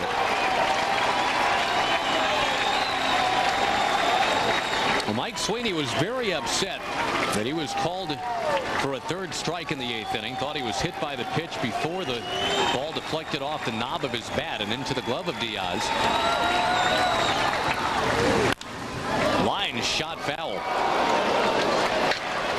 You know, we made the comment at the time, too, Tom. Sweeney not the kind of guy that usually argues or gets in the face of an umpire. The restraint that he showed, even though he clearly disagreed and thought he was wronged, I mean, he stayed in the game, and that's huge now for Kansas City. He did not get run out. If he didn't have some help there, I don't think he would have stayed in the game, though. He had a coach and a player out there, I think, to help restrain him. And now here he is with a chance to win it.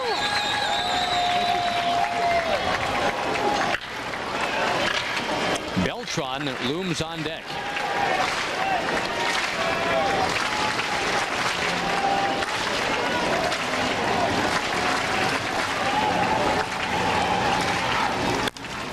And again, a foul ball punched away by Sweeney.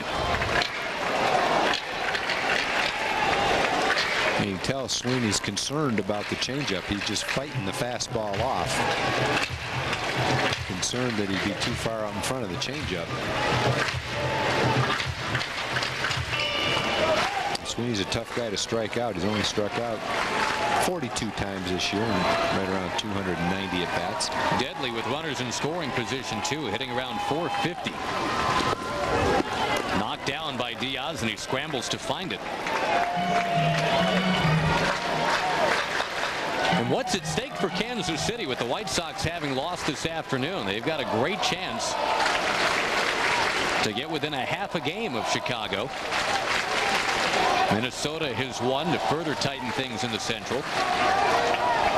Rangers will play 6 of their next 9 games against that Minnesota team.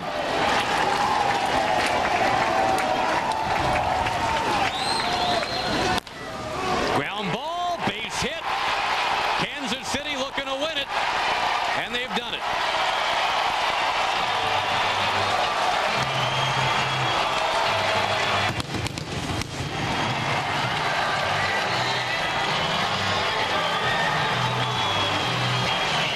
It took a while, but the Royals, for the second time in the last 2 years, win 6-5 in 11 against the Rangers here in Kansas City. They just found a hole with a ground ball. Wasn't a bad pitch. Didn't hit it all that hard, but he hit it in the right location. And Tom, I'll correct myself. That is a tie now in the Central. They were within a half a game. No way Sadler was going to have a play. Don't beat yourself up there, Donnie. That run was coming in no matter what. Mike Sweeney wins it in the 11th, and indeed the Royals and the White Sox are now tied atop the AL Central. The Rangers will get back home in the wee small hours, getting ready for the Twins later on tonight. 6-5 your final. And we go to Randy McIlvoy and Dana Larson for your Southwest Sports Report.